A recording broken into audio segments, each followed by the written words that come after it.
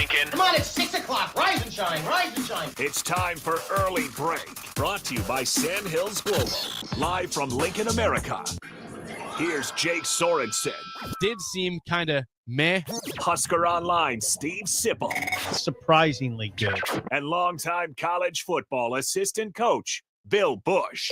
I want to buy a couple ducks. I'm bringing 2 ducks to the office. This is Early Break.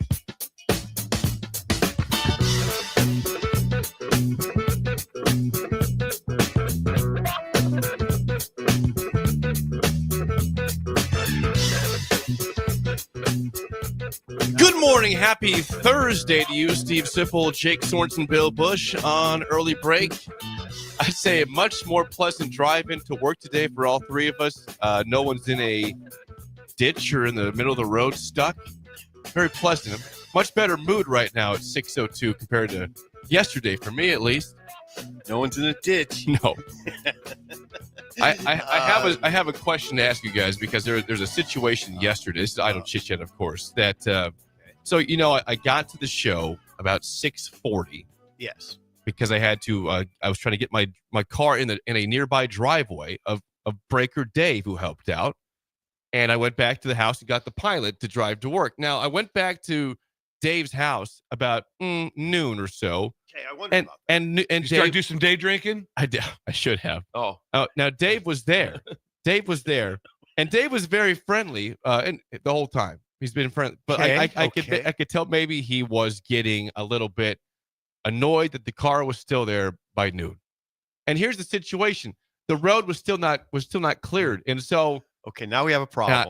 If I misread this, Dave, I'm sorry. I'm not trying to put you in a bad spot. I love the fact you helped out. I love the fact you're a breaker, but I'm just trying to. I feel like I read people somewhat well. I can't. Yeah, you do. And it just felt like he was like, "Hey, Hinton, get your car off my driveway right now. Get off my yard." Because I'm telling you, that Really? road was still not plowed and it was still deep. I'm like, I don't know if I can get it over. Like, yeah, you can get out of there. And I'm like, oh, I can't. I was like, this is the same snow that I got stuck in the first place. Like, I think you can get out of there. I said, which way should I go? You should go that way. Said, okay.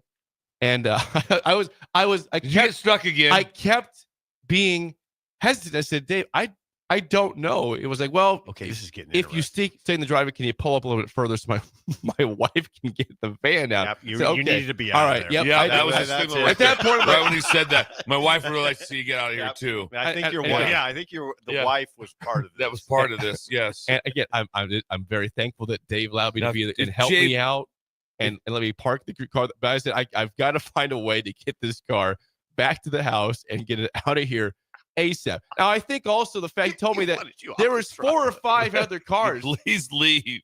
There were 4 or 5 other cars. I believe he had to help get out. So I'm sure it was a very stressful morning for Dave. And they're all by his house. And here I am clogging up a spot of his driveway. And I just feel terrible about it. But it was my fault driving that car in the first place and driving. Your dad that road. told you to don't go He that said way. at 2 a.m., don't go that way. And I went that way like an idiot.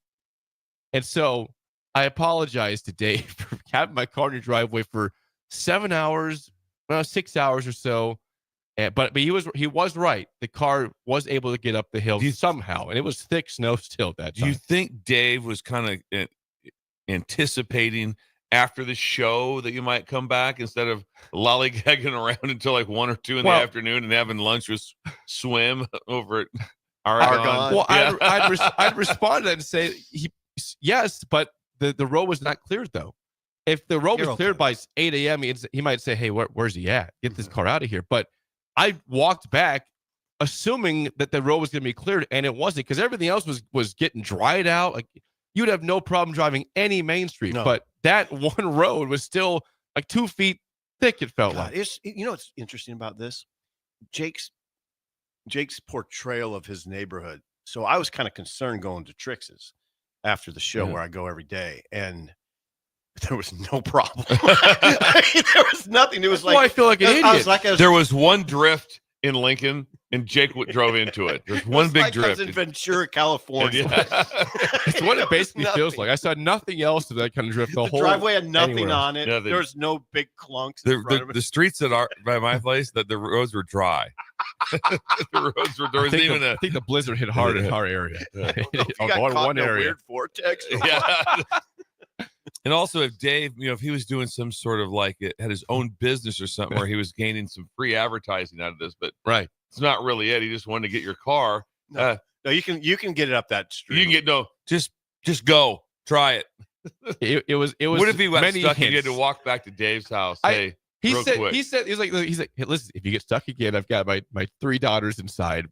We'll help you push up. Yeah. He's like that desperate to get me out of the driveway. Which again, this is not Dave was very, very, very, very, very helpful. No, he wanted you off the driveway. But I'm trying to walk through a life situation here. See if you pushed it, Jake. Yeah.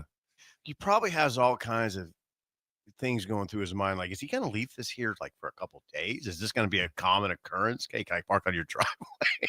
East Lincoln West has a question. Jake, did you leave the keys with Dave, and did you park in the front of his garage door? And I parked in front of a garage door that has no car in it. That's like the third stall, just a storage stall. But I'm not sure I got far enough left the van could easily get out of. It gets back to the Accord. It gets back to the Accord one last time. So your buffoonery just really just put a wet blanket on Dave's entire day. It pretty much help did. You dig out, and then you parked your car and blocked his garage. Yeah, it's awesome. No, you can make it. You can make it.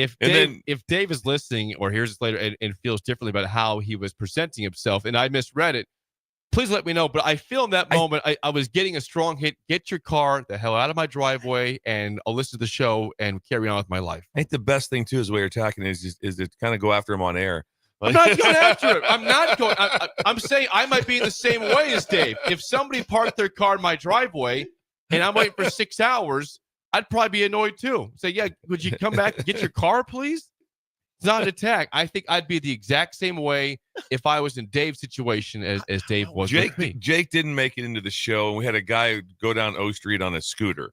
That described everything. That was embarrassing. About 8 o'clock. Yeah. And also, Ellie was here just fine too. She was here. And I was remarking to Greg how easy it was to get in. Greg, no, but Jake, I know you hit a bad patch. That's what happened. You hit a bad patch. And that's why it's really in that embarrassing. respect, It's that the rest of the city was really fine, and I drove in the one street you shouldn't have driven on and got stuck like a moron. I'll be happy to defend you. Missing Tooth Greg said, "No, this is he." When I said, "God, I'm having no problems. This is not as bad as I thought," he goes, "This is the worst it's been all year." So I get it was coming in. It was a little bit like that. I agree with that. Even on 84th, it was the first time all year. We haven't had any snow. Then I see my grass this morning at the house. I can see half the grass already. Like it's almost completely melted.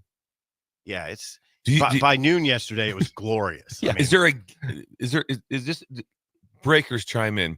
Should there be a small token of a gift that goes towards those? Yes, it should be something. Dave. I'm gonna get Dave several ticket items as a thank you.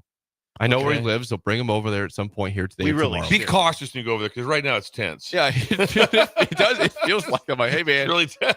I really appreciate the help. Maybe feel it out a little. Yeah, bit. maybe Try to read the situation. I just hope he gets a chance to meet his wife. I can't wait to see how that goes. I know. Well, I missed work today because you were parked in front of the. I missed work. Some idiot parked his car behind my car in the driveway, in my own driveway. No, you can get out. I love that. No, you can get out. Yeah, you can get out. Yeah. I don't know if I can make it. It's the thing you'd expect me. Don't worry about it. Your car's fine. Get it when you get it. He said, no, go. You're making an accurate read. Yes. Well, I thank you. I thought it was. I'm like, because I really wanted to get that car out of there, but I wonder if there's a chance if the same thing happens here in 5 seconds when I get stuck in this drift. Were the 3 girls like looking out the window like he better make it? If I gotta go scoop this Did guy they have out. their hands on their hips? I didn't look back. They were still in the just house. facing out the window like, hey, please, hey, Mr. Radio guy, get the Accord out of here. This helpless fella outside. Me. No, Dave was outside watching the girls. I don't know if they were watching the situation. Was there when you made it out? Was there a thumbs up? Was there like a thumb out the window? When I could tell that I was gonna make it, I did roll the window down. I said, "See." I looked back. Yeah. Thanks, Dave. Drove off. Wow, that is beautiful. And he kind of gave me the wave. Nice wave. Was it somewhat tense? Were you worried that you weren't gonna make it? Yes. Okay. I'm telling you, I wish I could have taken it. It was thick. Yeah. Like it had melted some, but there had been no sign of a plow at all on that street. None. Yeah. You just in a bad spot, Jake. You were. So Thanks to Dave again. I apologize for my car being there for so long, and I apologize if your van couldn't get out. But I will try to make sure next time. Do not take that road in any type of snowstorm. It drifts badly there. Will you also just go the other direction now because you're afraid to drive by Dave's house? Just in general, just even the roads, even June. Just like I'm not driving by there. I'm not afraid. No, I want to give Dave a gift. I want to thank him more than just my thumbs up. Thanks. No, you'll give him. And talk on the radio about him. I want to give him a gift. And just of thanks. tell him, hey, listen, on the radio, I said you were pretty upset with me. And no, I said on the radio, I said I think you were rightfully stern. I think I read this right, and I apologize for putting you in that bind. It's fine. I like the transparency, Bill. I do like us taking our issues on to the air. Yes, we tend to do it a lot. Yes, anything personal we'd like to bring onto the air, especially if we have a beef with somebody. This tends to be therapy for us as well as the listeners. It's therapy both ways. It really is. By the way, we are approximately 24 hours from Dr. Love, which has become the thing I like most in my life. That's right. Dr. Love in about 24 hours. Okay. Right? Should we have Trixie? Well, Can we have Trixie come in? Just talk through some things. No. I'd say a hard no. Sounds like we might want to get Dave in. We get Dave in here. Will Dave come on air? We'll bring Dave. Trix would come in, but she's pretty transparent herself. Yeah, so let's stay away from that one. Yeah. I agree with that. I wouldn't be like going, hey, let's just bring Laura in live, but let's not even talk about what we're going to ask her. Nope, not going to do that. Unscripted, unprepared. We do not need that at all. It'd be hellaciously good radio. It would be. It could go on for hours. Dr. Love, though, will be tomorrow, right? What's that? Dr. Love tomorrow, yes. Not around this time, though. No, a little 25 hours. A little later. Yes, a little later. I went to Crete. You did? Went to Crete last night. You did? Don't tell me you're speaking again. No, district basketball. Just some hoops. Yeah, to go see who's going to state. Are you serious? Crete versus Pius. Place was packed. Why did you do this? Place was packed. It was my nephew, Bo Schindler, #1 math teacher in Nebraska, voted last year, which is pretty cool. They got that award. And then and I have a tie with a lot of Pius people and some people on the team. And so I was able to go watch the game. I whipped up to Crete. What time was the game? The game was at 7. It was packed. It was a packed house. out of your comfort zone. That was way out of my comfort zone. Way out of it. And I thought of about 40 reasons not to go. And I came up and I could have helped you with that. And I had 40 to 45 solid ones of not to go. Then I just no, I'm going. And it was a lot. It was fun to watch high school basketball. The name I'm going to bring up, if I get it right, Resney, I believe. There was one time I looked at my nephew as at halftime. There, I think Pius hit a crazy shot right before halftime and take like a 6-point lead. I think it was like 25-19. But one guy for Crete, he had 16 points and the team had 19. And I just sounds like Bryce Williams over and here. I'm just wondering at the time if when they went in, I looked at my nephew and go, "Is anyone at halftime mentioned this number 4? Are you aware of him at all?" Because he scored 16 of their 19 points, and the other 3 were by another player. They had 2 guys that had scored the entire. I'm like, I might want to hone in on these guys. But anyway, it was a great event. Who won the game? Pius did. And this was Lincoln Pius. What's that? Whatever it be. Sub-district? They go to state. So this was the punch your ticket. Districts. Wait a second. This was the final? Yes. The district final? Yes. Really? State starts next Wednesday. Yeah, Pius is going to state. So anyway, it was fun to go watch high school, see the students, the fans, all that stuff. It was really good. Crete is a popular ride for the hog for SIP. He takes that ride a lot. Motorcycle. Yeah. And you stop at Christina's once in a while, the Mexican restaurant. Yeah. Did you dine or did you eat at the game? No, there was a slight setback. Crete's interesting. They have three town of 4,000 to 5,000. They have 3 Casey's. 3. They have 3. They have a brand new one. I knew of 2 for sure. The brand new one. They have a brand new one now out on coming into town. Okay, I did. That's right. That's 3. Yeah, and they have an old one by Purina. I think that's Purina. Yep. Yeah. So it's right there. I go to get gas, and I'm not going to lie to you. I always go with the ethanol, 10% ethanol. That's always right now around $2.89, $2.99 a gallon. They're out. That blew my mind. I went to 2 different pumps and they were out of gas. I've never heard of that. They were out of gas. I've heard of it. And so, so I had to come all the way back into Lincoln just on fumes. Now, there was other stations in town, but it was and I didn't want to drive from where the school is where it's located. It's on the way out of you town, don't want to go all the way into town. You're looking at about a 20-minute whip around. It's like, So I made the risk, whipped Would it have been in. about a 20-minute whip around. But I tell you Made what, it back. to go to district basketball, that was fun.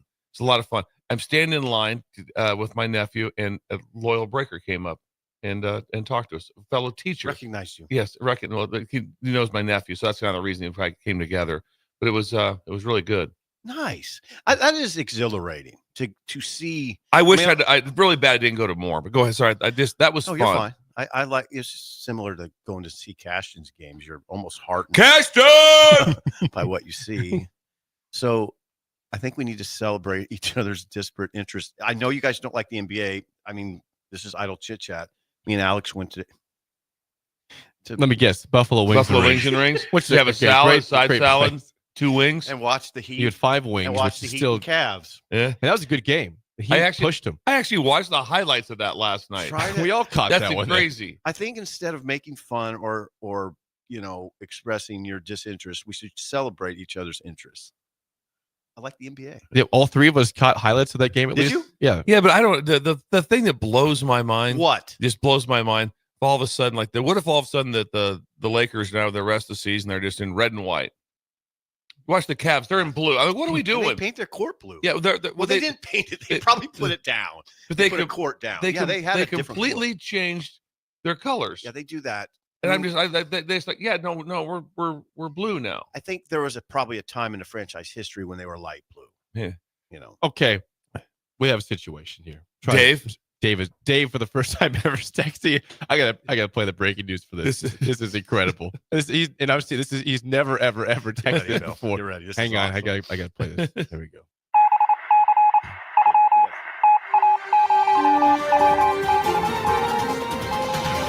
I'm very thankful that Dave is listening and is texted in to respond to the situation, if he's annoyed or not. And he's never ever. This is the first time. No text. This is his first ever text from Dave. The Dave who helped me out of the snow yesterday, and I parked in his driveway. To go back real quick, yeah. Dave just woke up yesterday morning and normal, and all of a sudden now he's a public figure. All of a sudden, show. Yes, right. Show. Okay. Well, and Dave was like out doing stuff before. Like he came back, and I was parked in front of his house, so he helped me. He was already out and about. Here's the text from Dave. He says, I was totally fine with you parking in the driveway, and the wife was fine too. I just saw earlier that the cars as low to the ground as yours were making it. Sorry if it came off as annoyed. Definitely wasn't. Hope you had you and the gang and the rest of us too have a great day. All right. Now let's clarify. You saw that cars with a lower profile like mine were able to make it. He's just saying, I think you can make it. Dave's just being kind right here. You can make it. Your car can make it. Seriously, I saw. Your car can make it. I saw a Civic. I saw a Civic. Perturbed that you've taken this to the pub. No, he's not perturbed. You've called him out as he helps you dig out. You call him out as well. I guess Dave is angered, and then you made it. Should we post a photo and his exact address of him so breakers can stop by his house? Well, no, what I should do, I wish I could post a photo of the thickness of the snow at the point, both times in the morning and then. Beautiful. I'm calling myself out, not Dave. I'm the one to call out. I think Dave got called out. No, he did. He said Dave saved a spot in his driveway. You can make it. I was just trying to see if he was upset or annoyed. That's all I wanted to know. Defend the honor of my wife. And he had every right to be there. I have 3 kids that would like to have went to some events today. They didn't. They couldn't get out. There's shit. I think Dave. Now. I think just maybe a ticket hat might not be enough. I'm gonna get him. Yeah, Dave, you got a swag bag coming your way. Probably a gift card or two. Cash might be appropriate. Maybe a business box of bagels. I'll get him some bagels. A business box of bagels, and then Dave. Right now is your time to text in what else you want because you're kind of Dave. You're what do you need? You own the upper hand in negotiations. He absolutely right now. does. What do you want, Dave? It's all you. It's all you.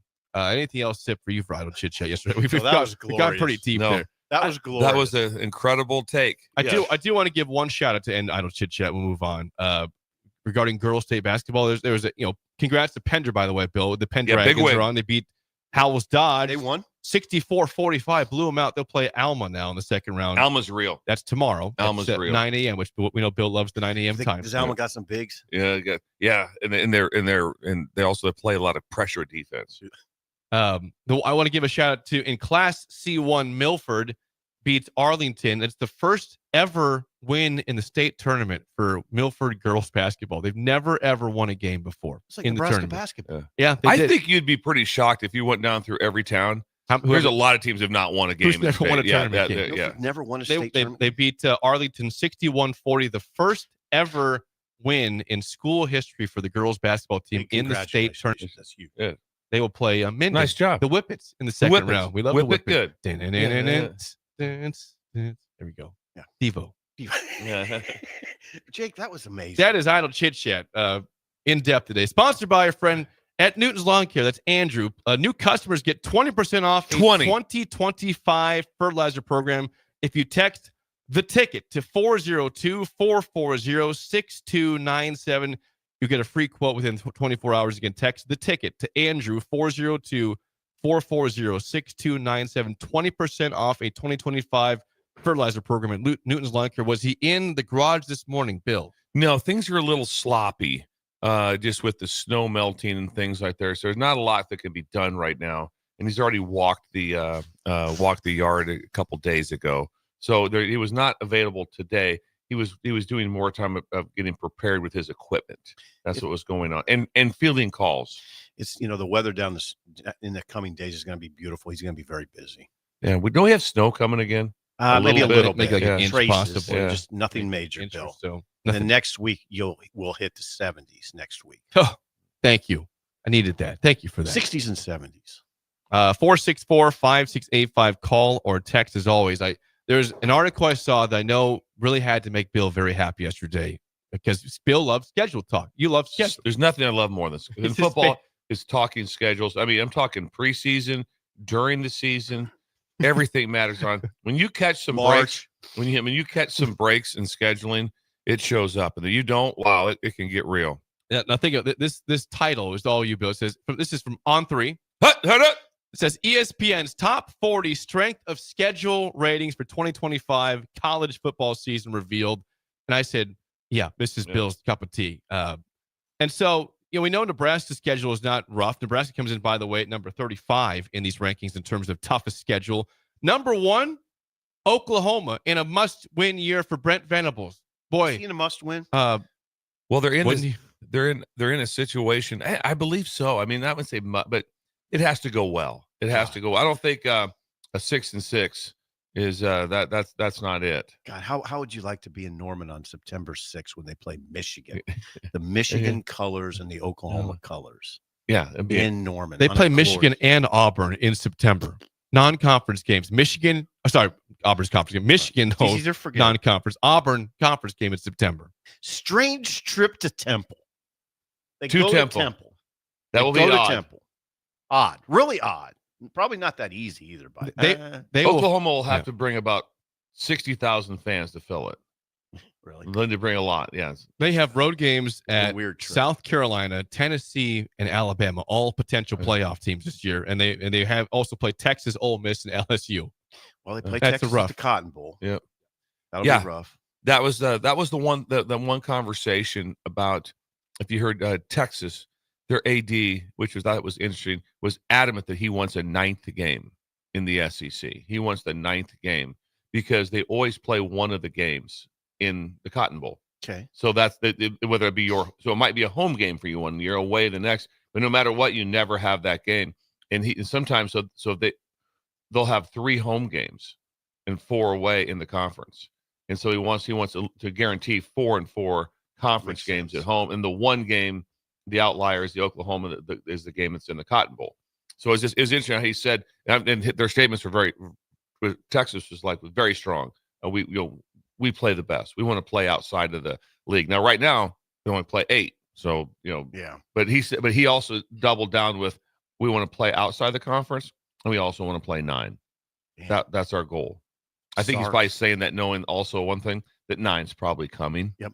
And so that's going to happen. Getting ahead of that. Yeah. See, here's the thing with Oklahoma, Jake. Okay. Bill, if you're an Oklahoma fan, you go in with, we just have 4 losses no matter what. 4 losses. Are we going to lose to Texas? Are we losing at South Carolina? Are we losing at Tennessee? And are we losing at Alabama? Let's do let's do the could lose. Jake, read off the schedule. I don't have the whole schedule. I got it. Okay. Okay, so they play Illinois State. No, they'll win that. Michigan at home. Could lose. Could lose. 1. At Temple. Win. Win. No, Okay, no. Temple's not very good right now. Auburn in Gaylord Family Stadium. Could lose. Okay. Yeah, 2. it's Auburn. So that's 2. Yeah, 2. Kent State No. versus Texas in the Cotton Bowl. Could lose. Could lose. At South Carolina. Could lose. Ole Miss. Could lose. At Tennessee. Could lose. What are we up to? 6. At Alabama. Could lose. Missouri. Could lose. LSU.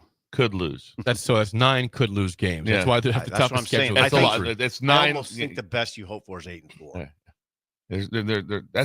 That's a lot of could loses. 8-4. Is that okay? It'll be dicey, but I don't know. I mean, Florida was looked at different because their schedule was so brutal. Guess what? They're Yeah. number 2 again this year. Florida has a rough Right. schedule last year. They're number 2 again this year. Strength of schedule. What is that? Billy Napier's like, what the heck, man? Well, the problem is it's real simple. When you're at Florida, who do you play every year?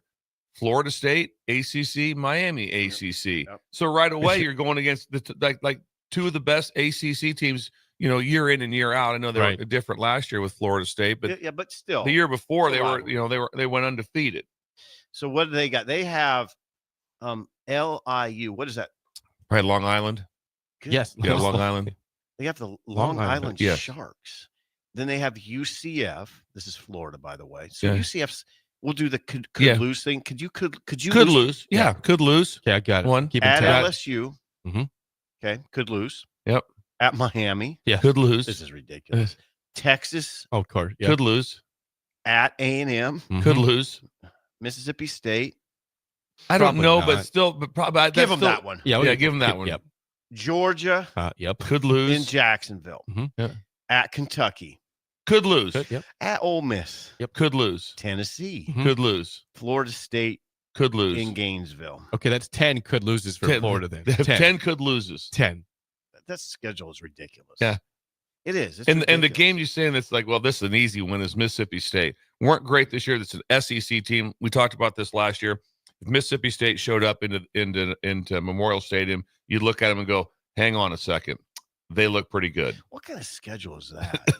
that's when every year when you have to play Miami and Florida State, that's insane. I feel like we did the same thing. And I do you think have to play Georgia too? What's that? Yeah, that's their game. That's their Jacksonville. So yeah, it's the world's largest cocktail party, which yeah. is a credible name. You for, can't get rid of that. Yeah, they always no It's a that league game. game. I mean, yeah, and I feel like last year was the same thing. We thought probably 10 could lose games for Florida. Yeah. I mean, we thought Well- that they could go 3-9, they could go 2-10, and they made a bowl game. it's a But that was forever with Tennessee. So but when it was East and West, right, in the SEC, Tennessee and Alabama were on opposite sides, but that was a protected game. So they played that. Imagine that. So Tennessee during that run of Saban had to play them every year. Yeah. And then there was times like when Georgia didn't play like a Texas A&M for like 18 years. It never worked out. a classic example of you have to adjust your expectations. And you hope to have, and if you're Billy Napier, you hope your AD is reasonable. I do think he has a reasonable AD. His AD's been very supportive of it. You know, of the top 13 toughest schedules, 12 of the 13 are SEC schools. Yeah, of course they are. 12 of the 13 Yeah, are all- SEC. It's The just only like one right that now. was, the only one that was Hold on. Wisconsin at 4 is the only non-SEC team in the top 13 toughest strength of schedule. Even though they only have 8 conference games. Think about that in basketball right now. It's like if you're in the SEC, every game, who do you guys play? Well, every game's a quad 1 win almost. Yeah. Like every game. SEC's it's flex city. Flex city. When you look, again, I mentioned Nebraska's at 35. The teams ahead of them in the Big Ten are, of course, Wisconsin at 4, and then you go down to Rutgers 16, Purdue 17, Northwestern 18, and then big run of UCLA, USC, Ohio State, Iowa. All that's 17 through 22. Nebraska is like one of the easiest schedules in the conference at this point. It's time. They got to make some hay this year. I mean, Illinois and Michigan have easier schedules. And that's it. That's it in the Big Ten, really. I think most people would say, most fans, I don't want to speak for fans, but I think the temperature, Jay can help with this. You have to win 8 to show progress, right? Yes, and they won 7 last year. Right. You don't want to get 7 again. 8 in the regular season. I think you got Yes. to get 8 in the regular. In the regular. yeah. Agreed. Yeah. Agreed. So that'd be 2 games. That'd be a 2-game jump. And I think That's guess what? It's but time. But wouldn't you also in the back of your head be thinking that it should be more? Yeah. Yeah. I mean, it's not like the 8 would be incredible. No, it's year 3. Yeah, eight would be more, just because of what teams look at in year 3 Right. at a team with history. Like I said, history, fans, returning quarterback, and money, and they have NIL money able to operate. Yeah, at this point, I just don't think you can make excuses. Like there's nothing holding them back really. Well, that's controllable. Could you imagine the fan base here if your 2 non-conference was Miami and Florida State? We got one at home. We're going to go to the other It'd one. be fun. It'd be a lot of nerve wracking. Wouldn't it be fun? Yes, be a lot of anxiety though, and rightfully so. You got Houston Christian instead and Akron instead of Miami and Florida State as your non-conference, plus Cincinnati to start off the season, which again is not a high caliber team right now in their conference. No, the high chance the coach doesn't make it through the season. Cincinnati. He's a week 9 guy that could be one of the first guys gone. So Nebraska, you got to think they can make some hay. To me, it'll come down to how are they up front on defense. That's what I'm fixated on. There's other issues, but every team has issues. Wouldn't you say every team has issues? Every team has issues, and then the difference is what their issues are compared to who they play. Yeah, that's a big difference. Okay, we have some issues, but we're rolling in here against these guys. Right. Okay, we're schedule. That's why. Isn't that why you always say schedule? Yeah, it just matters. Oh, like you said, look at the schedule of those teams we just talked about, and you're like going like, whoa. If you have problems, if you have issues, they're magnified in schedules like that. Is what it comes down to. Now Nebraska can ease into it a little bit. I think Cincinnati probably will be a little better than you think. Yeah, but Nebraska is favored to win, and they should win that game. Yeah. But they're not going to be a horrendous football team. It'll be 60,000 fans from Nebraska at least. I mean, probably at least. They've sold 50,000 tickets last. Yeah, I don't see. What's the hold like 72? It's about 72. Yes. Yeah, they'll bring 4 to 6 maybe for a home game. For a home game.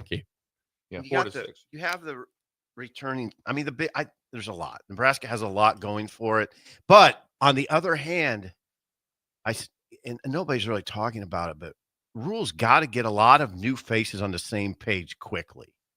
And that it's not a given. Obviously, you have 3 new coordinators. All of that has to fall into place pretty fast. By the way, Greg in South Carolina and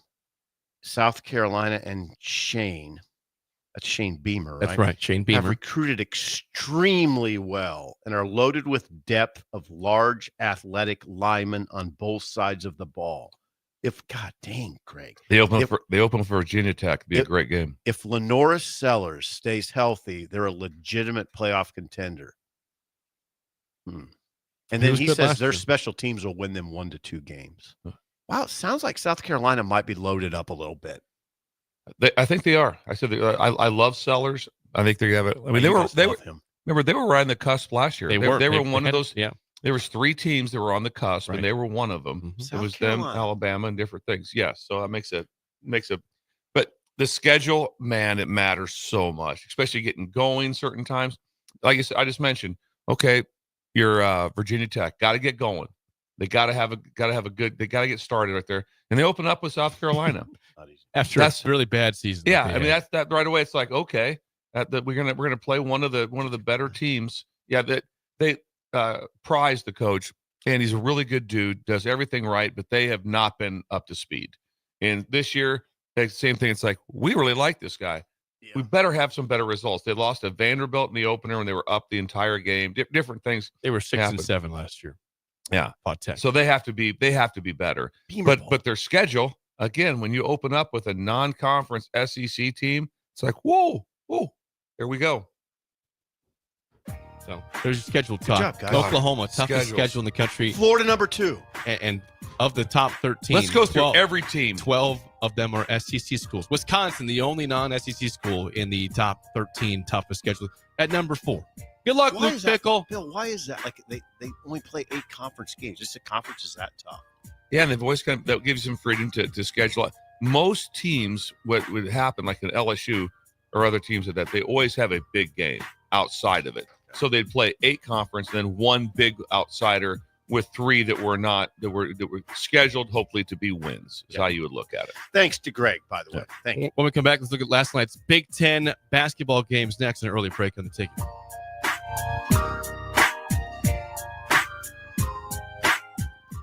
You're listening to Early Break with Steve Sipple, Jake Sorensen, and Bill Busch. Sponsored by Sandhills Global on 93.7 The Ticket and theticketfm.com. Are you ready for a new opportunity? Check out Sandhills Global. Join a dynamic team where your skills are valued and your career can soar. We offer full-time positions with a 4.5-day work week, competitive pay, excellent benefits, and a positive work environment. From IT and marketing to sales and finance, we're looking for talented individuals like you. Apply today at sandhills.jobs and take the first step towards an exciting future. That's sandhills.jobs. Don't wait. Apply now. St. Patrick's Day is on a Monday this year, but St. Patrick's Eve is on a Sunday, and you won't want to miss that party at Matson's Bowling and Billiards. Families are welcome to join in on the Olympics and win great prizes, or just come down to have one of Sarah's favorites, corned beef and cabbage, or one of Brady's favorites, bangers and mash. Plus, great music all afternoon from Crosby, Stills, Bangers and Mash. That's St. Patrick's Eve on Sunday, March 16th at Matson's Bowling and Billiards, just south of 48th and Holdridge.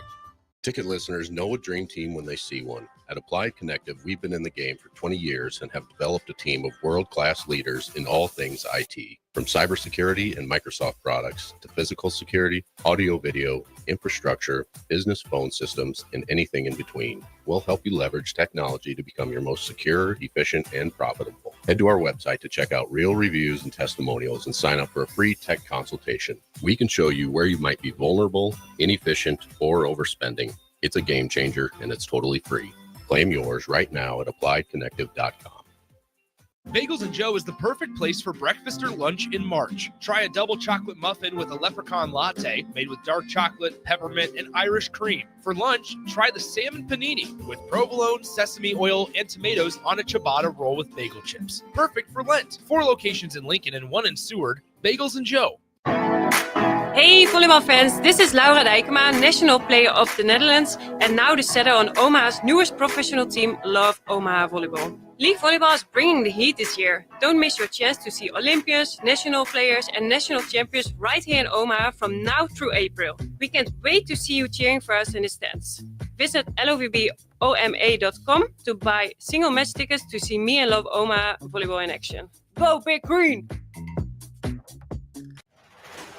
I'm softball player Jordy Ball, and I'm proud of my Nebraska roots, and I'm proud to be back home. And at Midwest Bank, they're proud to be your local community bank. They believe in family first, taking initiative, showing integrity, and rolling up their sleeves to support their local communities. They treat everyone like family, no matter where you're from. Whether you walk into a branch in York, Lincoln, Norfolk, or Pierce, you know you're going to be welcomed with a smile. Your community, your bank, Midwest Bank. What's better than supporting your favorite radio station and eating delicious Nebraska-made products? Smoking Gun Jerky of Nebraska wants to highlight you, the listener, on the 93.7 The Ticket Wall of Fame at the store. Stop by the store at 48th and R in Lincoln and see their huge variety of small batch gourmet jerky. Or if you're not in the area and want to try some, go to smokinggunjerky.com and enter code EARLY for 10% off your purchase. It's the ultimate low-calorie, high-protein snack at Smoking Gun Jerky of Nebraska. Hi, Sean Callahan here for Koppel Chevrolet GMC, and March Madness is here, and Koppel is ready to rock and roll. We just closed the books on a tremendous February, and we're locked and loaded for a big March. True 0% APR is happening right now at Koppel on select new models. Plus, Koppel has over $10,500 off list on other select new models. Our pre-owned truck lot is full of late model low gyms as well. So make that short drive down 144th Street or check us out online at koppelcars.com. All deals with a roof credit, 0% is standalone. 93.7 The Ticket, Fox, KFXL weather. Sponsored by John Henry's Plumbing, Heating, and Air Conditioning. Your Lincoln forecast for today, a slight chance of showers throughout the day, otherwise cloudy with a high around 47. Tonight, a chance of rain, otherwise mostly cloudy, a low around 31. And tomorrow, we'll see rain and snow likely throughout the day. It'll be breezy too, with a high around 38. Meteorologist Kyle Puckett for 93.7 The Ticket and theticketfm.com. Big box stores are tempting for buying equipment for your high schooler in sports or for yourself in your sports leisures. But buying new is awfully expensive. Why not go somewhere with new and used options? Play It Again Sports has quality, slightly to gently used equipment, and 50% of their inventory is actually new equipment. And it's more than baseball, softball, and golf. They also have equipment for disc golf, fitness, hockey, and more. Plus, they're always buying products. Bring your gear you're done with and get trade money on the spot. Play It Again Sports at 48th and Vine. Perch Merch is your one-stop shop for all your printing and promotional needs in Lincoln, Nebraska. They specialize in screen printing, embroidery, vehicle wraps, window wraps, print collateral, promotional products, and signage. At Perch Merch, they are committed to delivering high-quality products and exceptional customer service. Their experienced team of designers and printing professionals will work with you every step of the way to ensure that your vision is realized. Call for a quote today at 402-217-5212 or go to perch-merch.com. This I'm not on drugs. I'm not drunk. is Early Break. Weekday mornings from 6 to 8 on 93.7 The Ticket and theticketfm.com.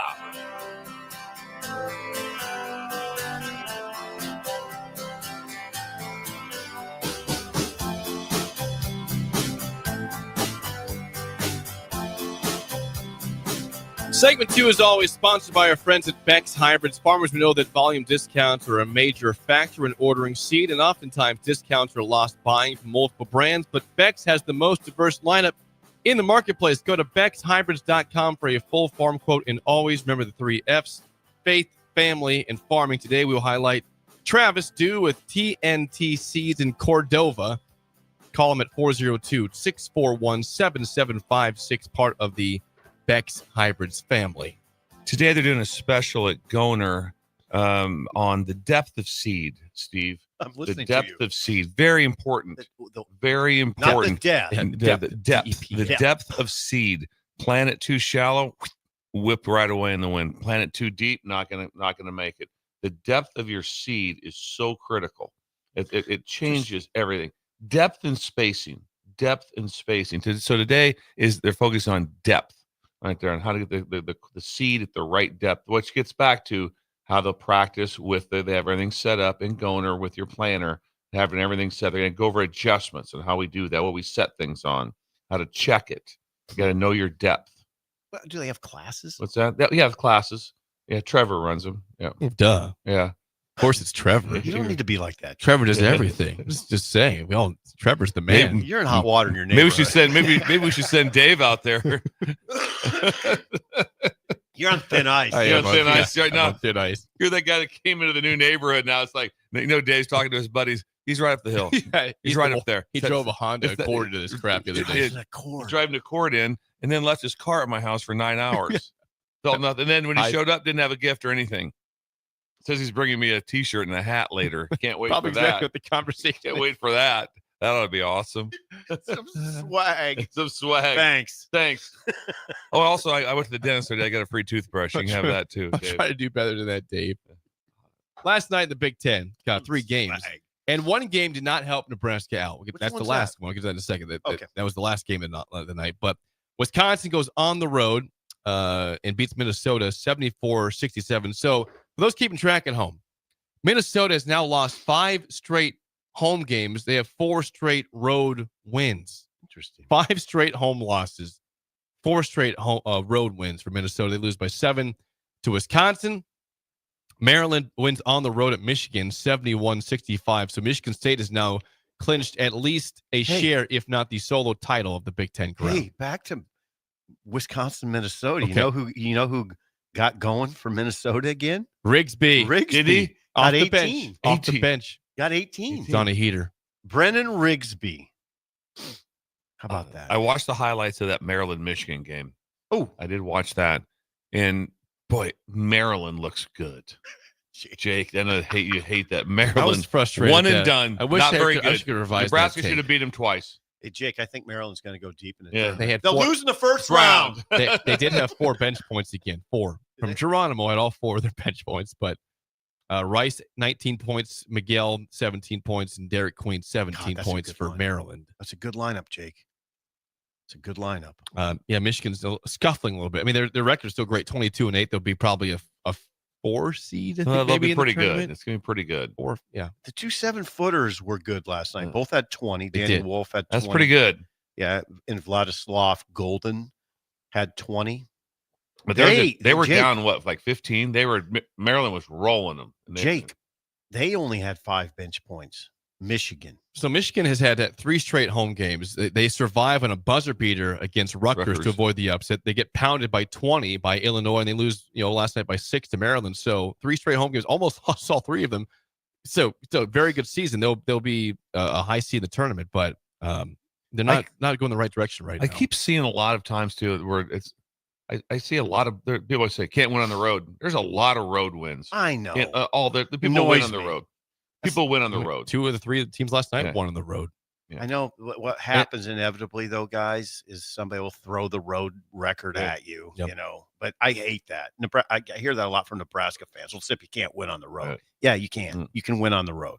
It happens all the time. Nebraska's lost 5 home games. So, the people won the road here in Lincoln. 5 home losses for Nebraska this year. 5. Frustrating. The last game, this one did not help Sounds Nebraska. Like Dave. This did not help Nebraska. USC on senior night pounds Washington, ends a 5-game skid, 92-61. So can you lay it out? Here's Jake? The standings right lay now. Lay it out for where we're at. So with that win, USC with the win against Nebraska, with the tiebreakers ahead of the Huskers. Right now on the standings, Nebraska is the first team. The last team in the Big Ten tournament. Seed 15 right now, per my standings. The Big Ten tournament. Big Ten tournament. So Iowa is playing. If Iowa beats Nebraska, Nebraska might miss the tournament. Big Ten tournament. Right now, the bottom 3, Iowa is 6-12. They play Michigan State, I believe, tonight. They'll play Michigan State in Iowa City. Big game for them. Penn State 5-14. Penn State's locked in basically to the bottom, and Washington is for sure locked into missing. They're both out. They're both out. They're both out. Okay, so now, gone. so who's left in the equation? Is it just Nebraska and Iowa? Is that it? No, or USC's in there, right? I don't know how this works with tiebreakers, but there are 5. There are 6 teams, 5 teams at 7-12. Oh. Rutgers, Northwestern, Minnesota, USC, and Nebraska are all 7-12. Iowa is 6-12 with the game tonight against Michigan State. What's the head-to-head? USC beat Nebraska. Correct. But Nebraska beat Northwestern. Okay, keep going. Minnesota beat Nebraska, and Rutgers beat Nebraska. Yeah, it's dicey. I think you would think if it came down to just if Iowa would win, be like, okay, Iowa has the same record in conference, and they beat Nebraska twice. That's what would have to happen. But I don't know what it is in the Big Ten, but think about this in the SEC. I thought it was completely bizarre. Women's basketball, SEC's really good. Texas and South Carolina, they both lost. They're the same record, and they're head-to-head 1-1 playing each other. Okay.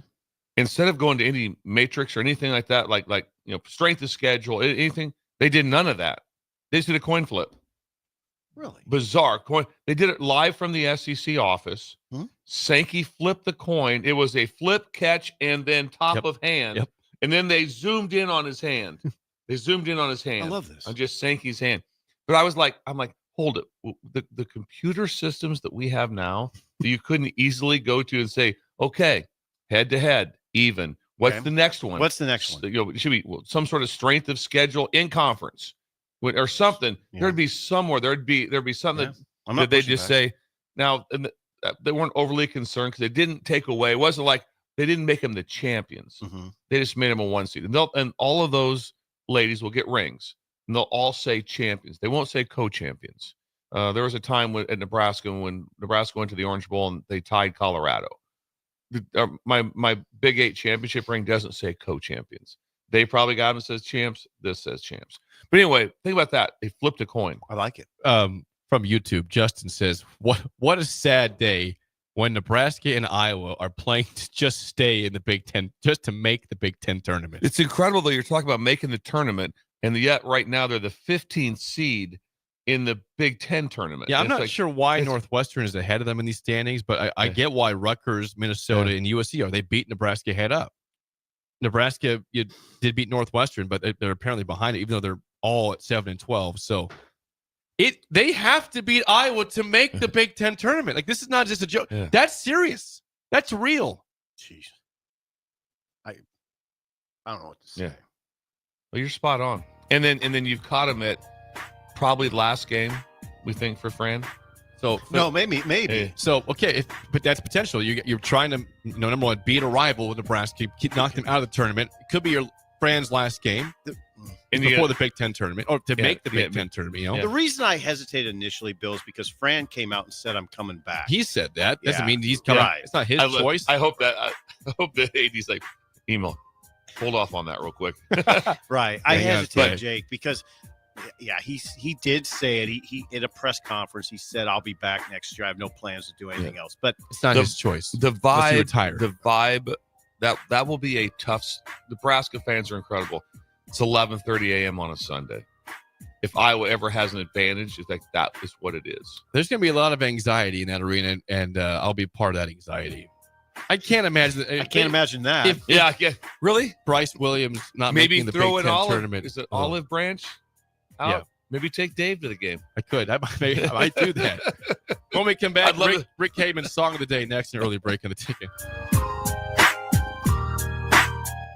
You're listening to Early Break with Steve Sipple, Jake Sorensen, and Bill Busch. Sponsored by Sandhills Global on 93.7 The Ticket and theticketfm.com. Are you ready for a new opportunity? Check out Sandhills Global. Join a dynamic team where your skills are valued and your career can soar. We offer full-time positions with a 4.5-day work week, competitive pay, excellent benefits, and a positive work environment. From IT and marketing to sales and finance, we're looking for talented individuals just like you. Apply today at sandhills.jobs and take the first step towards an exciting future. That's sandhills.jobs. Don't wait, apply now. Are you a skilled mechanic looking for your next big opportunity? Constructors is hiring.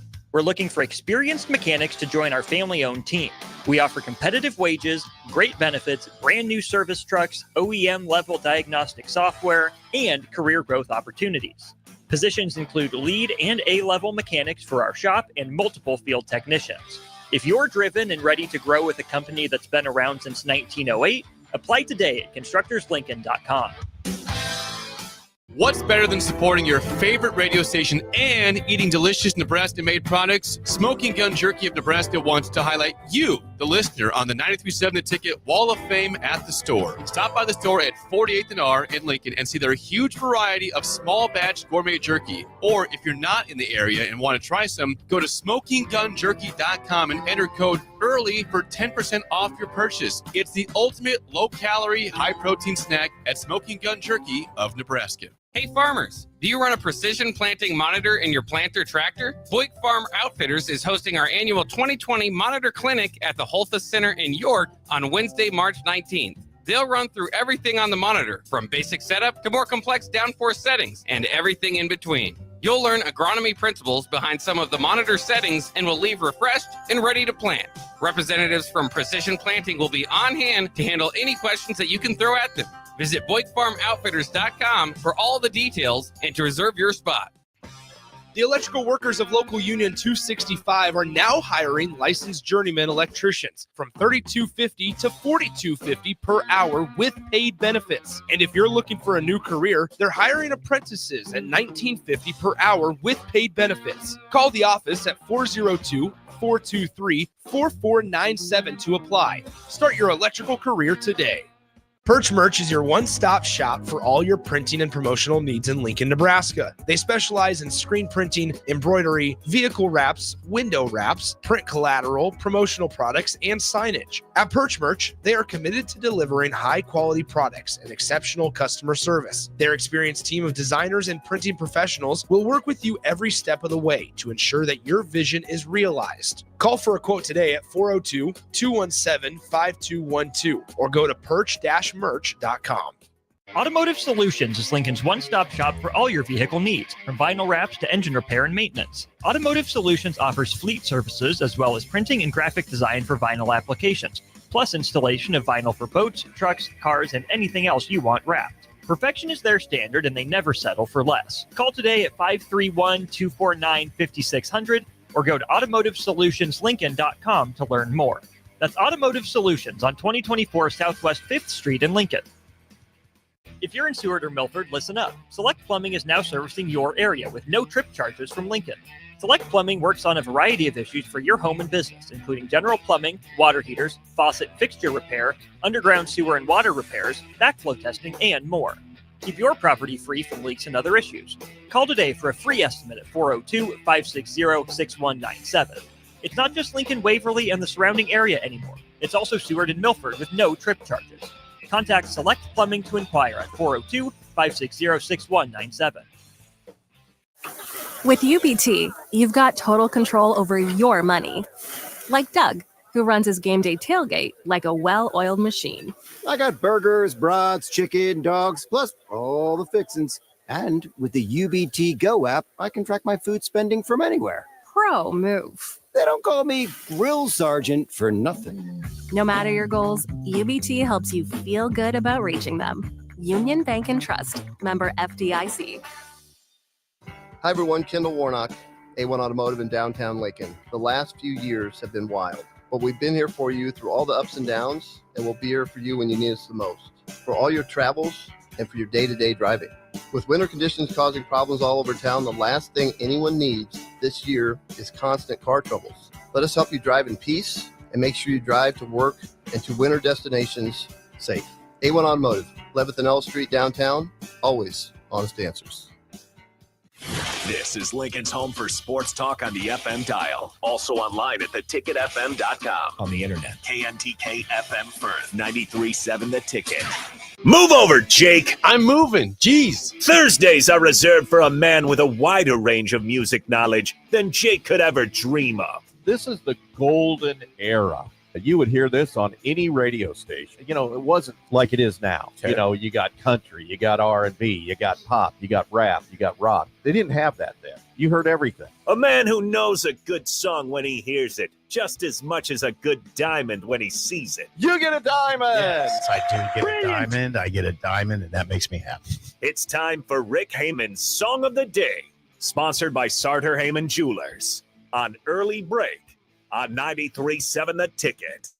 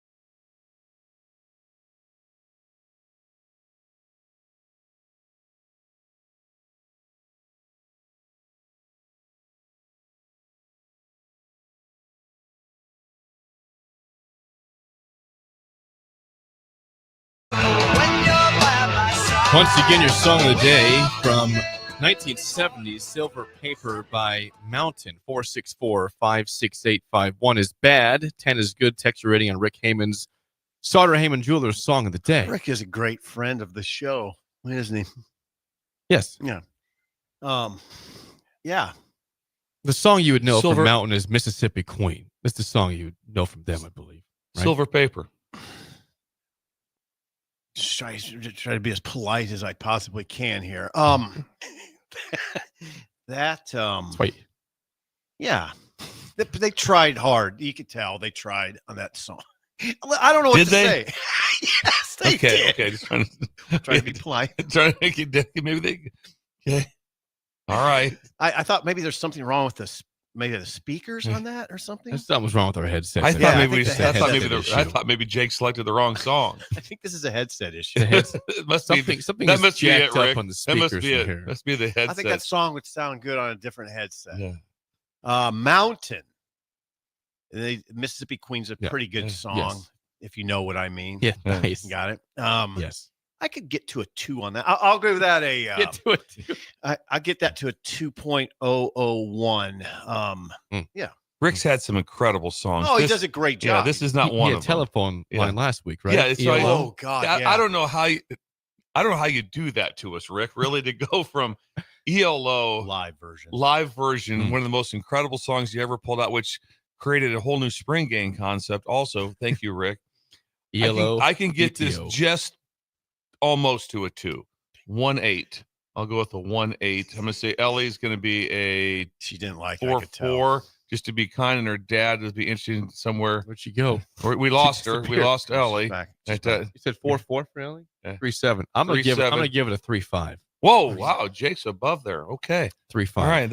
I just want to be clear. Rick wants us to be honest. So yes, that's right. It'd be disingenuous for us to. And we're give now that high joined by Rick Heyman. Sorry, Heyman. Rick. Rick, good morning. Not our best scores for you today on your song of the day, but it happens. Well, good morning, gentlemen. Oh no, Rick. Yeah, I felt attitude. It's almost like Dave's calling in. Neighbor Dave. Annoyed with me. Good morning. Morning. By the way, that was a very interesting edit, Jake. Thanks a lot on that. What do you mean interesting? I don't think unless you gave me Rick, I dubbed your link in. Rick, let's not go on the edit on this one. Yeah. I love that one when he goes to Jake. No, cut it off. Was there a chance that Jake cut the good parts of the song? Let's start it right in the middle of the whole song. We don't have nothing building up to it. That's great. The first part of it was just all instrumental. I had to get some words, Rick. I don't have it. I can't play 5 minutes of music. There's laws here. It's not that long. It was pretty long. Okay. By the way, we're doing Woodstock for a couple 3 weeks. Oh. Okay. Okay. I like All right, That's I what like it's that. about. I like that. Woodstock. Okay, so got to put it in all into perspective here, fellas. And it's great that we're at that point in the year where we're talking about all the other teams that are going to the NCAA tournament and the NBA. So I think okay, I hear you. I hear you. That's fair. In a drought around here. That's fair And play. Incidentally, for those of you that don't do this, you should watch Husker Online show on YouTube with Sip and Sean and occasionally Robin. It's a fantastic show. It's an hour long. What do you guys do it 2 or 3 nights a week? Yeah, 2 days a week. Thank you, Rick. Okay. That's nice of you. That's kind of you. It's great. It's great. If you like Sip, you'll love way more Sip. Sean Callahan fell down on the ice and hit the back of his head. Now, I know all about this. You've been concussed. Yeah. And that shows with this song. Oh, whoa. Thank you. Whoa. Thank you. There's a dig.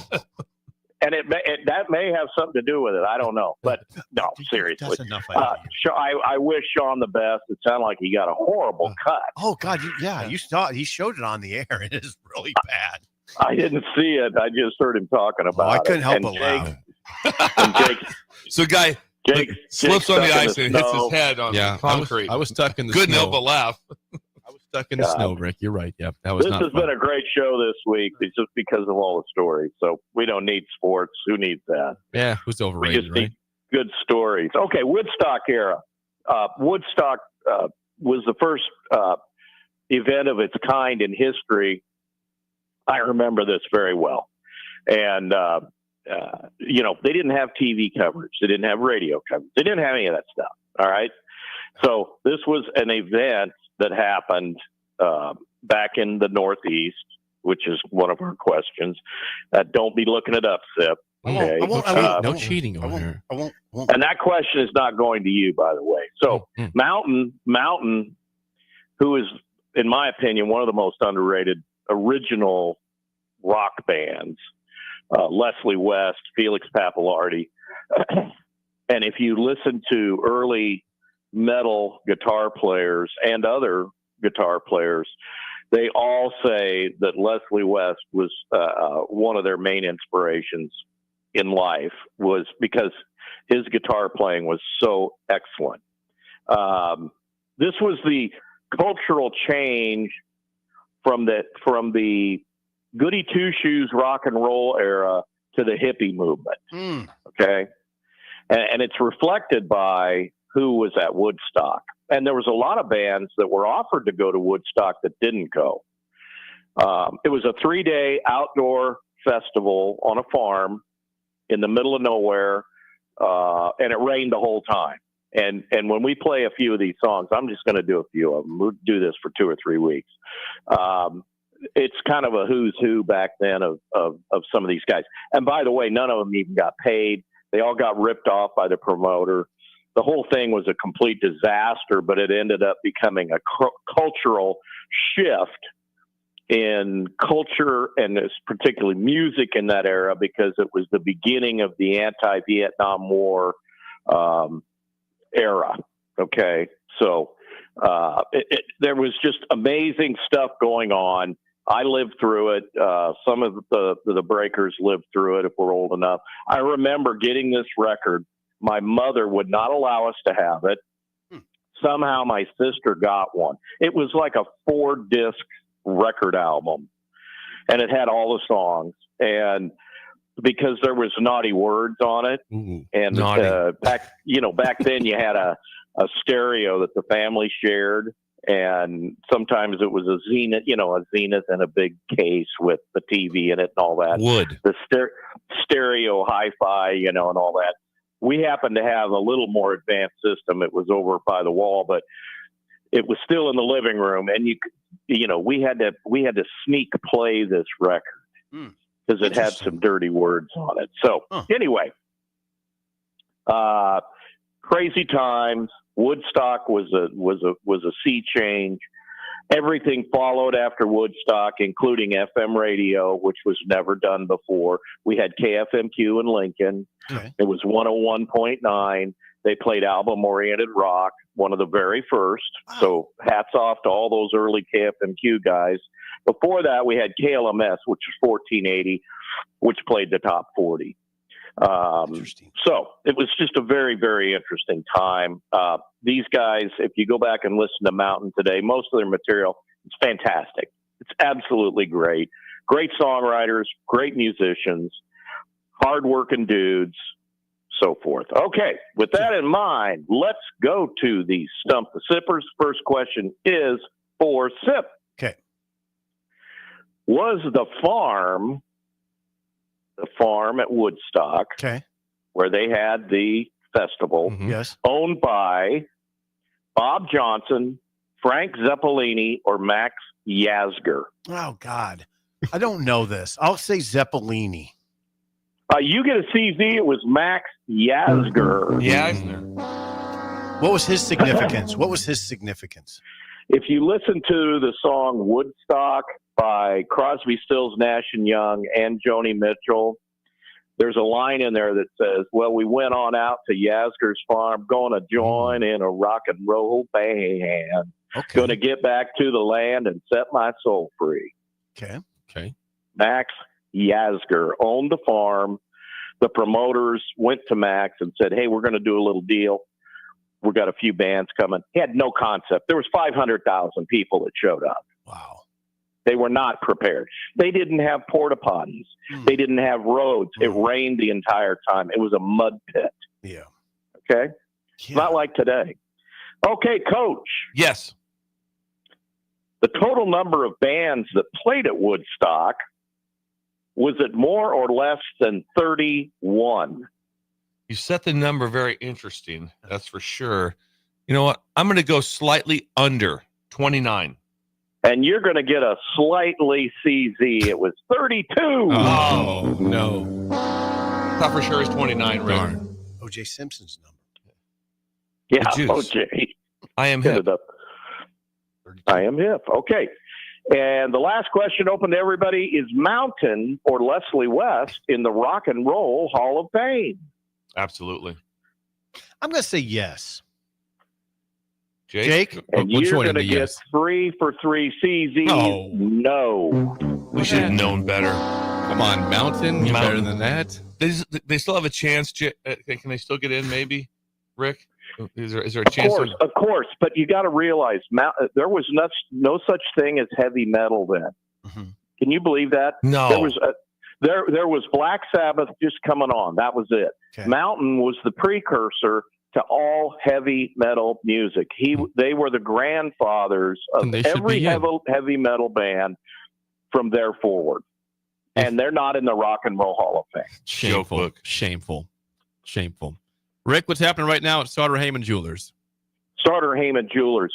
God, we're so old. We're 120. 120. No wonder I know all this stuff. How do I know this stuff? I've been around, man. Okay? Yep. We've been doing this a long time. 4 generations. Don't forget, Breakers. We love you so much, Breakers. You get 10% off. All you got to do is come in and say, hey, I'm a Breaker. I listen to the radio program.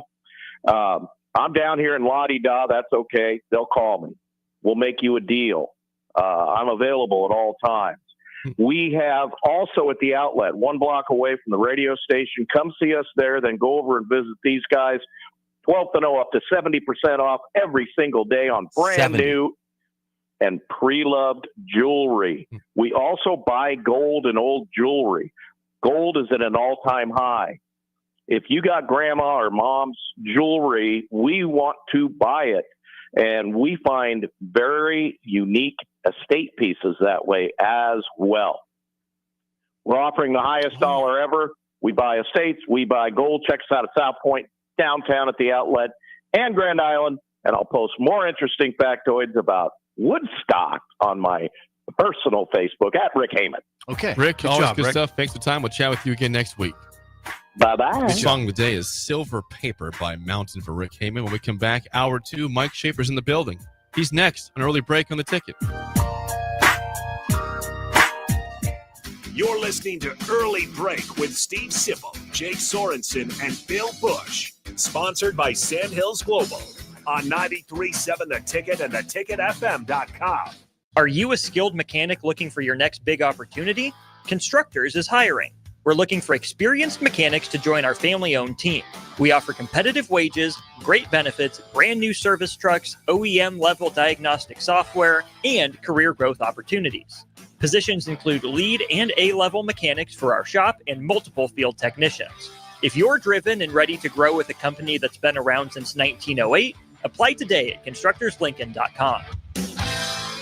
Perch Merch is your one-stop shop for all your printing and promotional needs in Lincoln, Nebraska. They specialize in screen printing, embroidery, vehicle wraps, window wraps, print collateral, promotional products, and signage. At Perch Merch, they are committed to delivering high-quality products and exceptional customer service. Their experienced team of designers and printing professionals will work with you every step of the way to ensure that your vision is realized. Call for a quote today at 402-217-5212 or go to perch-merch.com. 93.7 The Ticket, Fox, KFXL weather. Sponsored by John Henry's Plumbing, Heating, and Air Conditioning. The Lincoln forecast for today, a slight chance of showers throughout the day, otherwise cloudy with a high around 47. Tonight, a chance of rain, otherwise mostly cloudy, a low around 31. And tomorrow, we'll see rain and snow likely throughout the day. It'll be breezy too, with a high around 38. I'm meteorologist Kyle Flecker for 93.7 The Ticket and theticketfm.com. Experience the Landmark difference with the next level of dealer support. Landmark, your local John Deere dealer, continually works to have parts on hand the first time you walk in the door. Our internal route system means we can get the parts to you typically same or next day to keep you up and running. At Landmark, we understand time is money. Get more uptime with our after-hours parts and service support on the phone or in the field. Stop by your local Landmark today to experience the Landmark difference. MWA Pro Wrestling returns to Lincoln Friday night, March 7th at the First Avenue Social Hall. And in Beatrice at the Beatrice Auditorium on Saturday night, March 8th at 7 p.m. Don't miss 2 huge shows. Visit Facebook.com/MWA Pro Wrestling for more information. Tickets are on sale for both events. Friday night, March 7th, 7:30 p.m. First Avenue Social Hall in Lincoln. Saturday night, March 8th at the Beatrice Auditorium, 7 p.m. Brought to you by 10 Pins Fun Center, Felipe Electric, and Stone Hollow Brewing Company.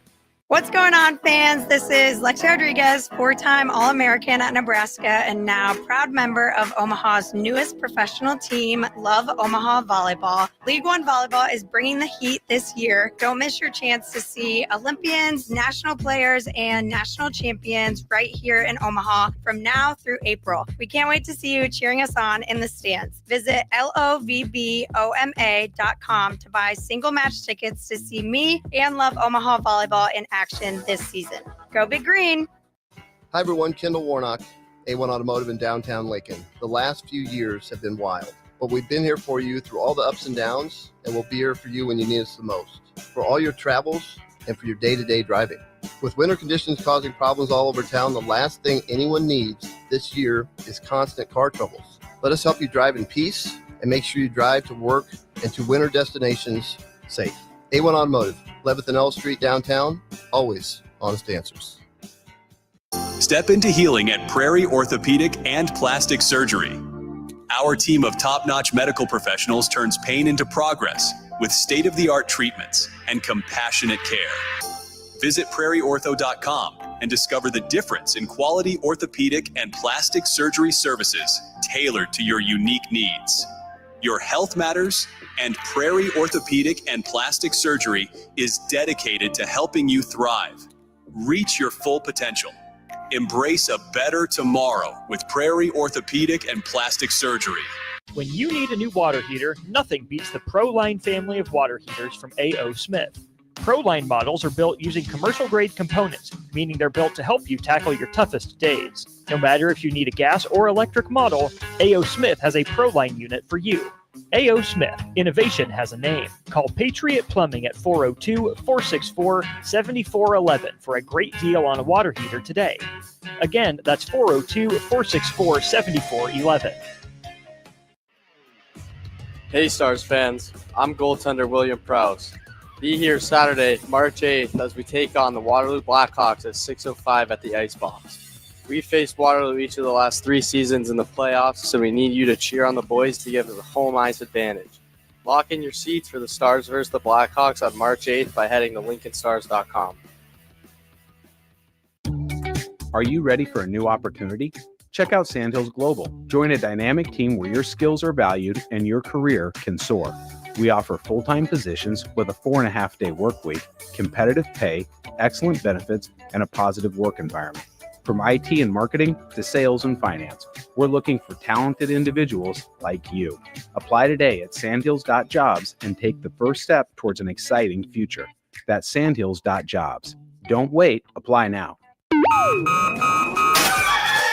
Wake up, Lincoln. I overslept. Damn rooster didn't crow. It's time for Early Break, sponsored by Midwest Bank. Live from Lincoln, America.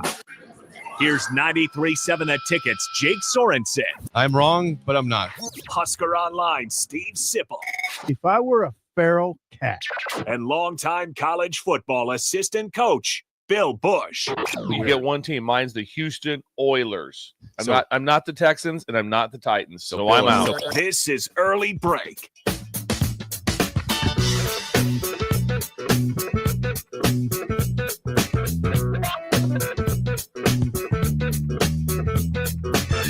Welcome back to Hour 2 on a Thursday. Steve Sipple, Jake Sorensen, Bill Busch on Early Break. Hour 2, as always, sponsored by our friends at Midwest Bank. Member FDIC. Location in South Lincoln at 27th and Jamie Lane, also at 70th and Pioneers. And what does Shin Daddy have going on a Thursday today, Bill?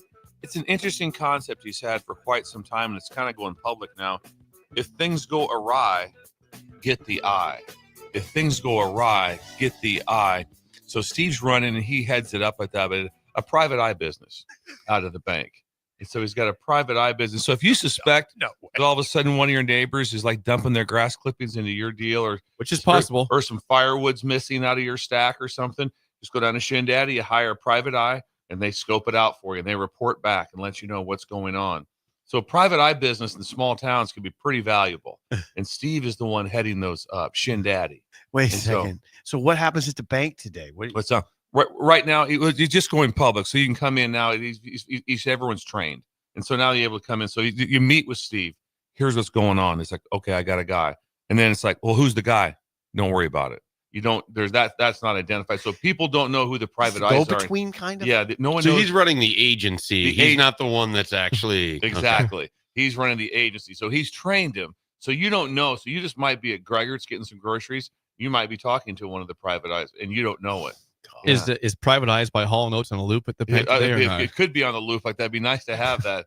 It's a great song. It's on a loop. Not a bad idea. Could be. It makes sense. So all of a It's the theme, sudden, right? how nice would it be that all of a sudden, like, I think there's something going on, like that. And all of a sudden, I got somebody to handle that for you. They come back and they got some photos. What a service! What a service! It's nice to have like that. Yes. I've never even considered that service. Yeah, private eye. you just never like, I'm going to look up the private eyes in Lincoln in the yellow pages. That's never been a thing. God, for I you? wonder. I would love to be a private eye, just driving around at 3:00 at night. That'd be awesome. Seeing random Be awesome. Have a taser gun. Marriage issues. Marriage issues. Yeah, that's a lot of that. It's a lot of that. Private eyes that's an interesting business for sure. Yes. It would be. A busy day today in Midwest So Bank. the agency is open now. Okay. The agency is open. Run right out of Shindaddy's bank. Shindaddy. Well, just a lot of time for all of this. That's I the don't thing know. that's most impressive about him. That voice, his concept and ability to use time just far exceeds mine. He is talk about time management. He's incredible. He could write the book on time management. I bet he doesn't like the fact that me and you will often go to bed at 8:00. Yes, probably not. Like you did last night. Yeah, you went to checked bed out at 8 last night. I might have done that. It's Shake all right. Eyes over. I went to Crete. I went and watched the Pius Crete basketball game. Yeah, it was kind of fun. Not kind of fun. It was awesome. Bill was not in bed by 8:00 No, last night. Yeah, That game started at 7. That's the thing that I'm freaked Who out. ended up winning? Pius did. Pius is on his state. Pius. By the way, this is Mike Schaefer, 24/7 Sports. 24/7. His hour, sponsored by our friend Ben Spurk at Farm Bureau Financial Services. You can always reach out to Ben. Text or call 402-217-9945. Insurance questions, he's got them. We'll handle them. 402-217-9945. Schaefer, last time I saw you personally was last Monday night. Nebraska played Michigan in a horrific Meltdown Monday basketball game, 49-46. Since then, you have been to Arizona. Since then, Nebraska still has not won another basketball game, and they're on the outside looking in for the tournament. How have you reacted the last week and a half of this program's demise? You know, it's quite amazing to see a team that scores 46 points in one game and 116 a couple later. I saw your tweet on that. Yeah. And then in between, you just have this incredible stretch where it doesn't seem conceivable that they somehow lost all three of those games with Michigan, Minnesota, Ohio State. They're all essentially one possession games. Yeah. You had Nebraska took the lead inside the final 25 seconds, 2-3 different times in those games. Yeah. So there was a stretch there where I was going to do some research on this, where Nebraska, each time they took a lead, immediately gave up a 3-pointer. That happened 3 or 4 times in those games combined. Yeah. So just some really impressive ways to lose, I think, is kind of how you come down on it. And then Tuesdays was just the ultimate Nebraska basketball experience where they rally all the way back. They put themselves in an early hole. You have guys who just aren't helping you or able to play. You end up in double overtime. Bryce Williams is fantastic to start the first overtime. You can't build upon that. You couldn't get the lead in the final 8 seconds of regulation because your Williams wasn't able to make that free throw. Like, it's just all these different things. Then you have the whole narrative about the officiating. It just felt like everything you could ever want from a narrative standpoint played out in Nebraska, Ohio State. It did. Regardless of where you're at, if your bad calls don't matter, the officials, work over Nebraska, whatever it is, you could find it in there that they're mentally tough because they rallied back, that they're mentally weak because they can't finish games. Everything you could ever want from a narrative standpoint came out of Nebraska, Ohio State. The stat that blew me away was that Bryce Williams, and we didn't cover this yesterday, had 20 of Nebraska's 25 points in the overtime period. Yeah. I mean, no one else was touching the ball. 20 of 25. Did Juwan Gary record a stat in overtime? We talked about that on the show too. We said he disappeared. Yeah. He only had one. He wasn't in foul trouble. He had one foul. It wasn't like he was trying to be. He wasn't careful. I don't recall a defensive possession where he was particularly involved. I don't recall a rebound. I don't, and then on top of it, a lot of overtime was just clear out and let Bryce do whatever he was doing. So I understand that there wasn't as much in terms of opportunity there, but it's like that's your second best player. You'd at least like to see him touch the ball. He had 24 on the night. So Right. He Stats but down good. the stretch, I get he was absent. He was absent. Also, there's been a report by someone in the building, Jake, that they said that he's very calm at a game compared to you. Yeah, I called you out, and I wasn't calling you out, Say, Schaefer. I just "Whoa." said that people have said that I get out of control. I get out of control on the text line. Our text, I get out of control. At the games, I've been the last couple of years pretty reserved, and Schaefer, lets it out. Schaefer is very passionate, and I really? respect that from Schaefer. Yeah. Monday was probably more than usual. Is it more official based, or what are you? What is? No, it's just a lot of yelling, sometimes Yelling just incoherently. gotcha. Yeah. No, I mean, I wouldn't say incoherently. You cover the sport, so you know. No, what's I going mean, on. incoherent. The yelling could have been incoherent. It was also just a horrendous game, so that might have amped it up a little bit too. But He's not. But when he's not in a work capacity, he can express no, himself. definitely not at work capacity. He's not in work capacity. in those moments. Not. Yeah. No, I guarantee when he was getting Grant Bricks here, that did not happen. He was very calm. A lot less yelling. Yes. A lot less Stoic. yelling. Very calm, Just so you reserved. know, I like yelling. I like fans that yell all the time, even if they're not sometimes accurate. You don't do it though. I'm not a big yeller. I Is can that- see no. Bill go boo and yell out boo on the sidelines. I will throw a boo. No, I really don't say that much, but I enjoy watching this. But I enjoy To fans. each their that- own. If you show up, I'm okay with being highly into it. 100. Here's what I hate the worst is someone. That's me. Yeah, I'm that guy. Well, you're reporting. But even when I go to Castings games, I don't. Casting.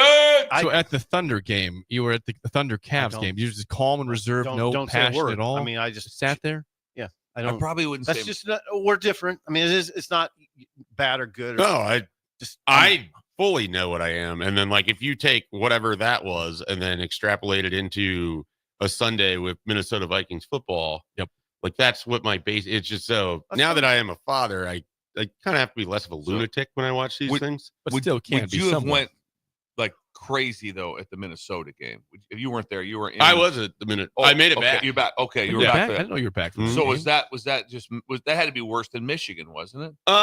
Because Michigan was What'd you think? leading the Jake? conference or tied. for the Kind lead. of. I was sort of slightly subdued because I was on like a 4-day bender at that point and had just gotten off on an airplane. And then the way that game started, Nebraska's just down. They come all the way back. Like I think I was probably more of a lunatic in the Michigan Okay. game. Though at the end, like I just could not believe a 25% 3-point shooter had the game of his life. Oh, we Averaging talked 4 about- points a game. Had barely played prior and then just knocks down every critical shot that he ever could have had. Brendan Rigsby. Watching someone have the highlight of their athletic career inexplicably at the expense of the team that you were going to watch. It's the one game he'll talk about with his kids forever. forever. He has it He will forever. put that in like that. It's a shot. It's a Kids will be shot. 18. Like, want to watch it again? Let's watch this. You know, watch my dad here. Yeah. From at the end of from it, the I wing. was just like 25%. So no, and then like Tuesday night, because it's an away game, it's a late night game. It's just like my kid is upstairs sleeping. you're just sitting in silence the entire time. Sound of silence. Yeah. Yeah, I'm kind of The ready game for went the on season to be forever. over. Actually. Yeah. Hey, We Bill. discussed this I'm, show. I, I'm Yeah. very transparent. If they lose Sunday, it very well might be over. Because they're not going to be in the Listen, Big Ten. that's not a problem. now that'd People be don't one like hell of a collapse, and right now it's in front of them. And it's not like they got blown out in these games. It's like you said, they've lost close games, and these at home, Michigan 3 points, Minnesota you're up with 9 seconds to go, and you lose the game by 2. Ohio State, you led the entirety of overtime. It's a football school, guys. Come on. And the football school is, made one bowl game the last 8 years. I was going to say, I right. feel like there's a lot of similarity between watching Nebraska basketball close games and watching Nebraska football. There's a close lot of games. similarity, except no, I'm not going to get into it. But there's some things that aren't similar. But yeah, there's. It was just the idea of both of them having issues just finishing games right now. Yeah. That's kind of where it starts and stops. Oh, yeah. Disappointing, but Nebraska's got one more chance. They play Iowa 11:30 on Sunday, and I mean Iowa plays Michigan State tonight, and they host them, and they'll good chance they lose, but still they would love to beat Nebraska, knock them out of the Big Ten tournament, knock him for sure out of the NCAA tournament. And if this is Fran's last season, hey, it went on a high note by beating Nebraska on the road and ending, and knocking them out of the Big Ten tournament. There's a lot to play for Iowa. Fran's last season? It could. Well, he claims he's coming back, but it's not his choice. He's not retiring, but the AD might move on to somebody else. The Iowa writers are pretty sure. It seems like that he'll be moving on in some form, whether it's his choice or not. That'll be an interesting job. And what will he be the most famous for? Frantrums. What's that? I don't know. What would you say? Is this a trick question? No, it's not only a trick question like that. What was the thing they do those cameos? He did a cameo for Brian Ferencz. They didn't know that. Remember him and Bob Stoops got duped. They got duped. They got duped. Yeah. Somebody had him do a cameo saying, "Hey, feeling bad for Brian, right?" He's like, "Yeah, it's okay, Brian. It's gonna be okay." And it was up to Brian Ferencz, basically. He didn't know he was doing it. He didn't know That's he was incredible. When you asked that, I was thinking back to just like that moment. I think it was 2 years ago where he just stares the official down, and they won that game. The entirety of a Yes. It was Kelly really Pfeiffer. awkward. Yeah, it was Kelly Pfeiffer who Was it Kelly has Pfeiffer? earned his stare downs aplenty. Bill, he walked over to Pfeiffer during the timeout and stared at him for how long? A minute. Like a minute. Just stared Didn't at him. say a word. He just glared at him, and Kelly Pfeiffer stepped up and looked right back at him. It was hilarious. If you find it, Hilarious and disconcerting. And they won the game. They had an epic comeback, forced overtime, and won that game too against Michigan State, I believe. And then I'm pretty sure Nebraska played Iowa the next game, and somehow Kelly Pfeiffer was also reffing that one too, because there was like a critical charge that Hoiberg drew that McCaffrey lost it on, as he normally does. Frantrum. Yeah. He'll be known for his tantrum. Frantrum. The Frantrums have dialed back the last couple of years. Any this year? I haven't even seen I don't know if I've seen a Frantrum this year. There hasn't been any kind of like. Well, they also just. I think everybody knew they weren't going to be that good this year, so it hasn't been to the same level. But for as insane as he is, he's been an okay coach there. Not great, but not bad either. I wouldn't run him out. A couple bad years, but usually they're in the tournament conversation. They are. You want to talk about someone who hasn't been a disaster at all. Shay, if you watch all the Husker hoops, I mentioned something. I want to get your take on it. Like I said, watching the game, they played very well. They played spirited. They came back, played hard. I didn't see a smile on anybody on the Nebraska staff / team. It just seemed as if they had like zero connection with like each. Not if connection is the word, because they also play very hard on the field. I don't ever look at their effort and say they don't care. Don't see that at all. But usually you watch other teams, they're excited, they smile, they high five, they're whatever's going on. You see them coming in, off a big play, coming into a timeout or something. Everybody's. Yep. I don't see any of it. Do you see that, or am I just? I can't say that I noticed it as much. I wonder if some of it at this point is that the weight of the world, if you would, has been on their shoulders for several weeks just to get a win. Like just a win.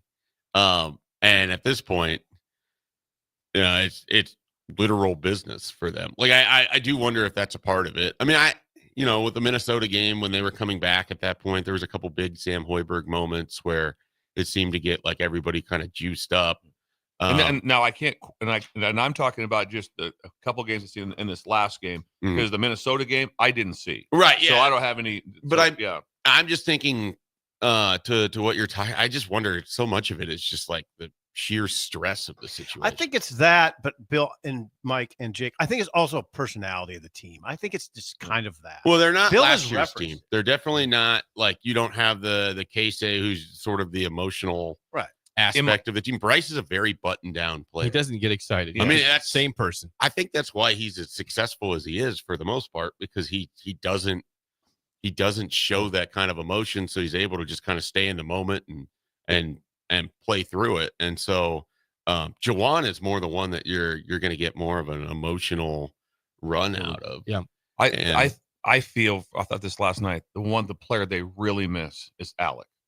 Ooh. Yeah, Josiah Alec was an energizer. Josiah Alec. I thought he was he ran the floor, had a lot of energy, and he seemed like he was also kind of a spirit animal. He was. And he had, remember when he did talk about issues he had with, remember last year he brought up like, we don't respond well when it gets tough. Yep. Remember that? He did say that. Yeah, Yes. he did. Vaguely.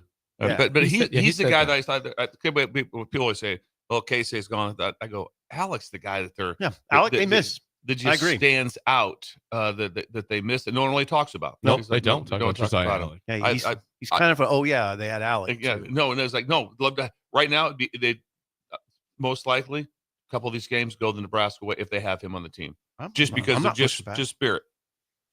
Yeah, I think Fred has referenced that they're a quiet bunch. Yep. And I think He has said Bill, I that think several some of times. it's just that.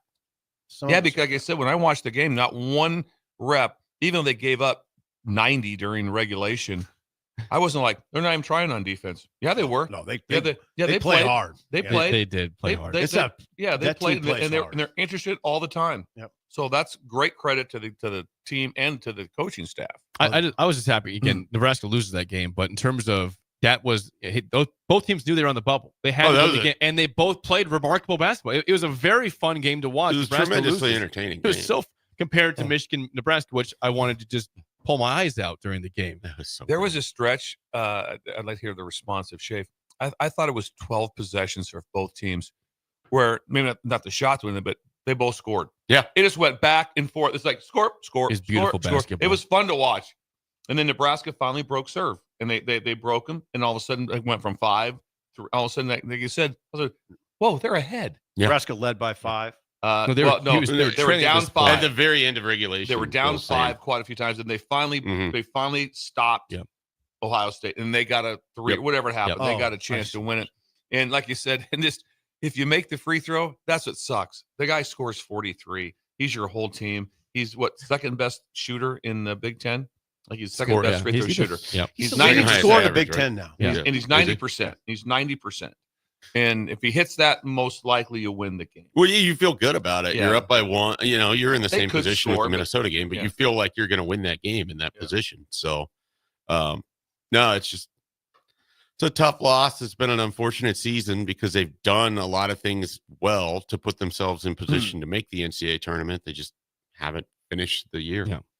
I should mention before we get to break, last night, Nebraska women, they beat Rutgers 84-60 in the first round of the Big Ten tournament. They'll play again today against Illinois. That's at 5:30 on BTN, second round. 4 games today in the Big Ten.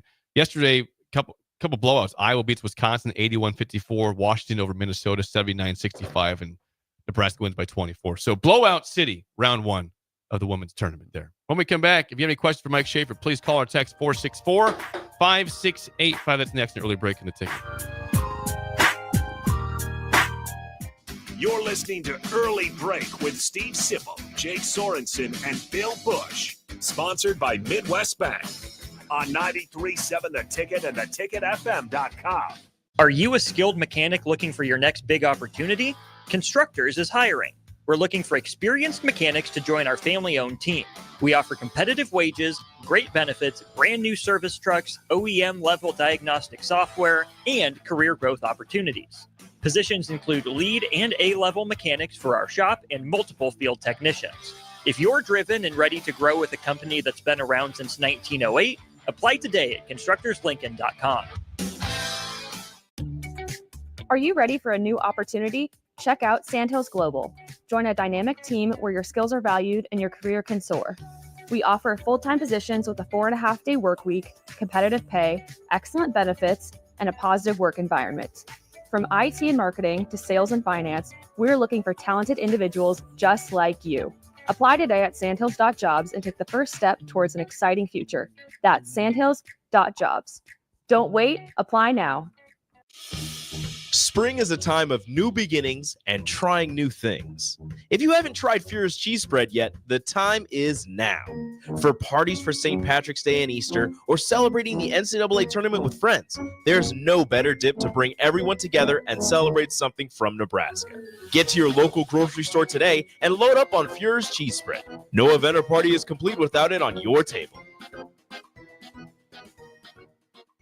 Have you been injured in an accident and don't know where to turn? Do you need a lawyer you can trust to handle your case with professionalism and compassion? The attorneys at Liberty Law Group understand that a call to an attorney is a call for help. If you've been injured, we want to help you. Liberty Law's experienced attorneys are committed to the pursuit of justice for those injured. Contact us for a free consultation by calling 877-42-LIBERTY. Call Liberty Law and find out how we can help you get the compensation you deserve. Call 877-42-LIBERTY. Liberty Law Group, trial attorneys you can trust.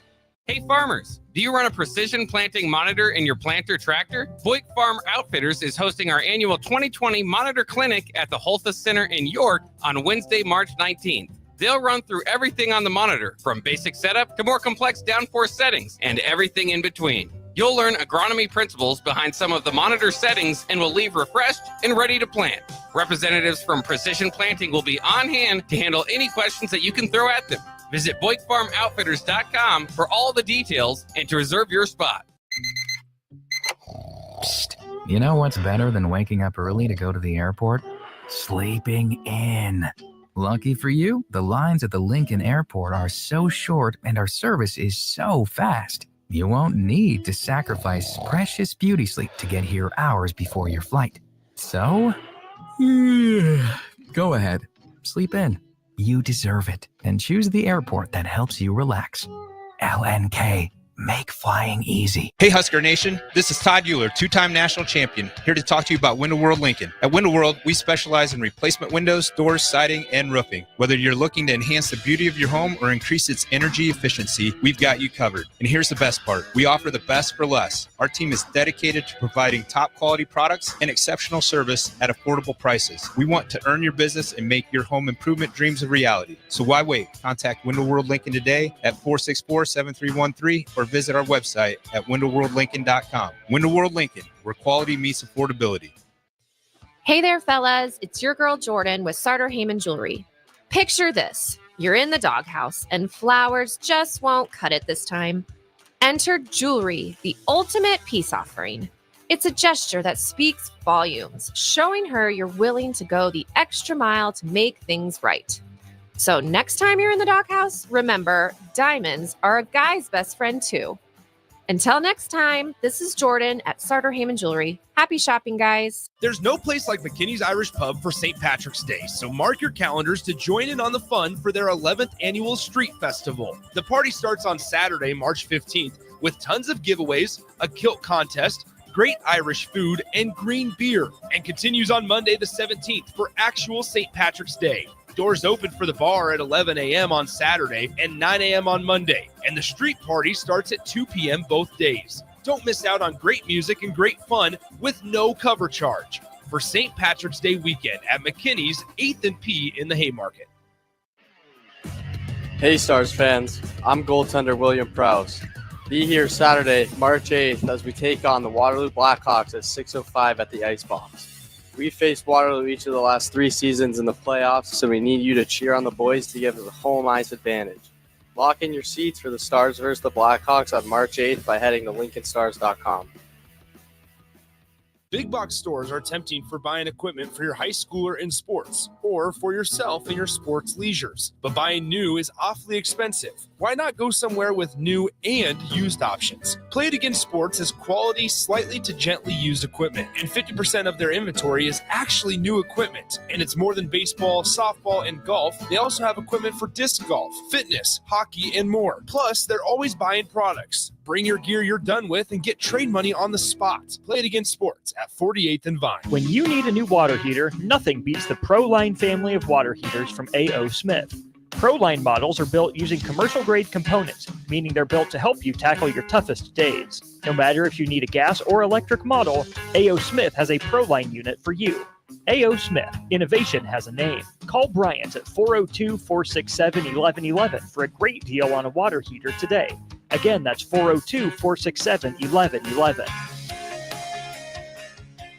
We're on the air. Back. Well, party's starting early today, isn't it? To more of Early Break on 93.7 The Ticket and theticketfm.com.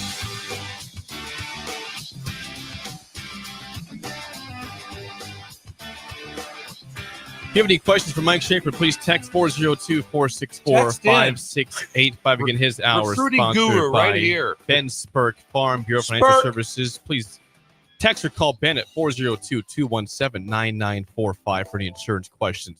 Recruiting question. Yes, Jet Tamala is the number one player in the state. And he's not getting recruited by Nebraska as a quarterback. Of course, Dayton Royola for Nebraska. But he's getting Power 5 offers from other schools. Do you have any issue with Nebraska not pursuing him? I mean, not explicitly. There's other guys on that team they aren't really going after as well. And Amarian Jackson. And there's an offensive lineman that's committed, I believe, now to Illinois. Don Segrin. Yeah. And so, Millard Yep. South, really, really talented team.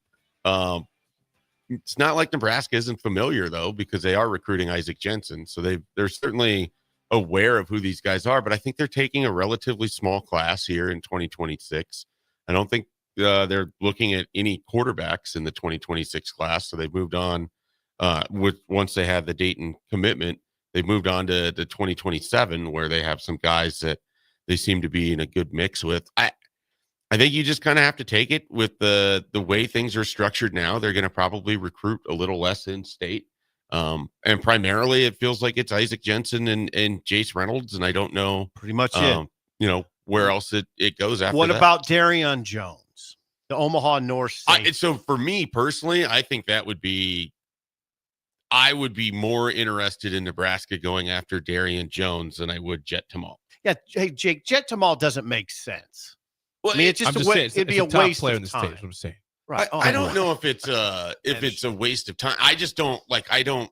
Well, you'd be having watched both of those guys play, and just the difficulty of the quarterback position.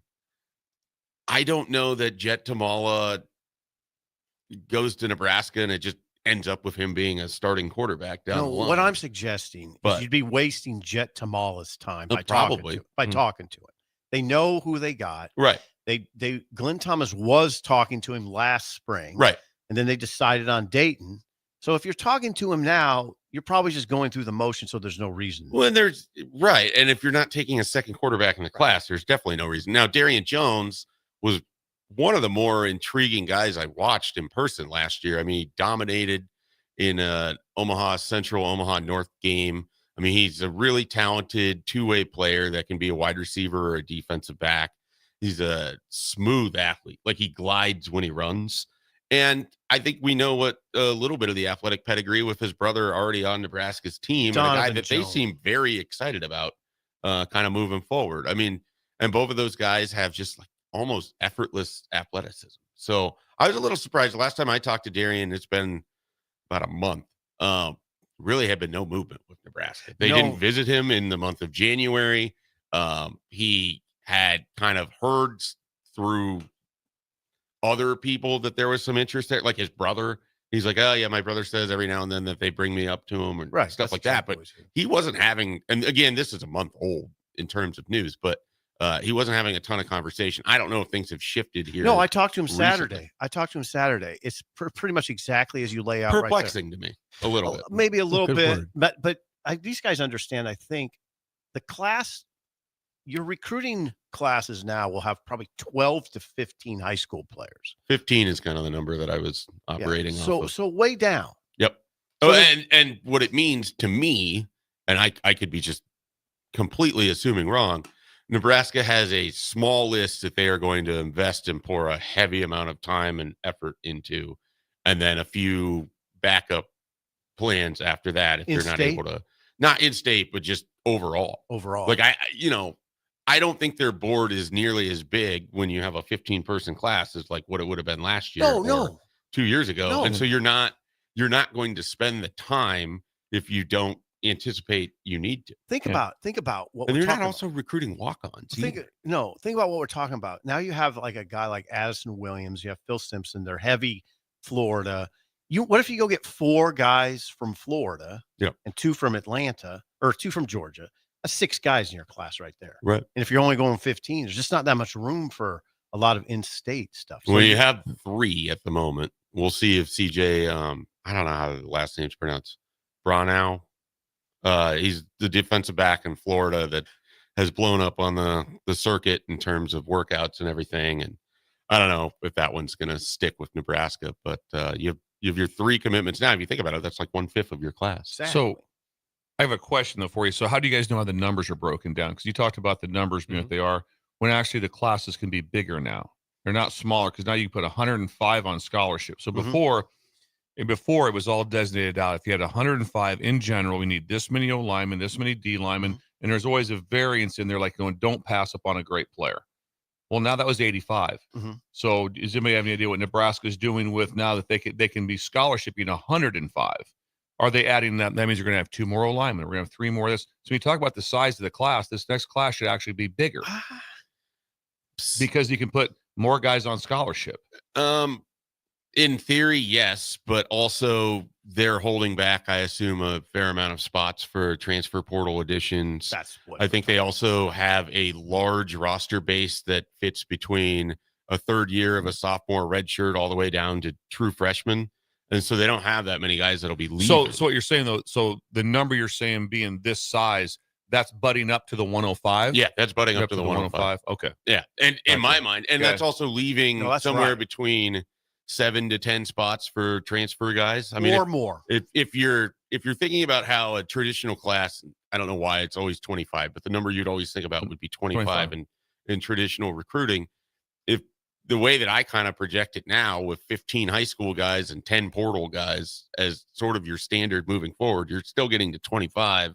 It's just you're doing it in a little bit different way. And then Nebraska, with such a young roster, it sets up kind of interesting because if a lot of those guys stick around, if you don't have a lot of people leave, you don't have that many open available spots for your 105 going forward. So it's going to be really kind of interesting. And I think Matt Rule's strategy with putting this all together has shifted from when he first got here in 2022 to they're going to be more a heavy portal usage. Yeah, he's definitely shifted. And Bill, the question you ask, this is why now you get a general manager, I think. I mean, to manage it. I mean, to manage that sort of question. I mean, roster construction, numbers construction, all of it. Not that the head coach isn't heavily involved, but. Well, and then your assistant coaches, I don't know that they're not overly thinking about what the total numbers are because they're just focused on their position group for the most part. It seems different in terms of just what I've covered in the past with oh my how God, it's yes, reflected amongst the people that I'm talking to. It's just more compartmentalized, I guess, if you would. Like, your tight ends coach is only focused on tight ends. He really doesn't have a lot else to, or knowledge or whatever else is going on with different numbers. I just feel like you have more people involved at the top, so the individual recruiters aren't as involved as they used to be.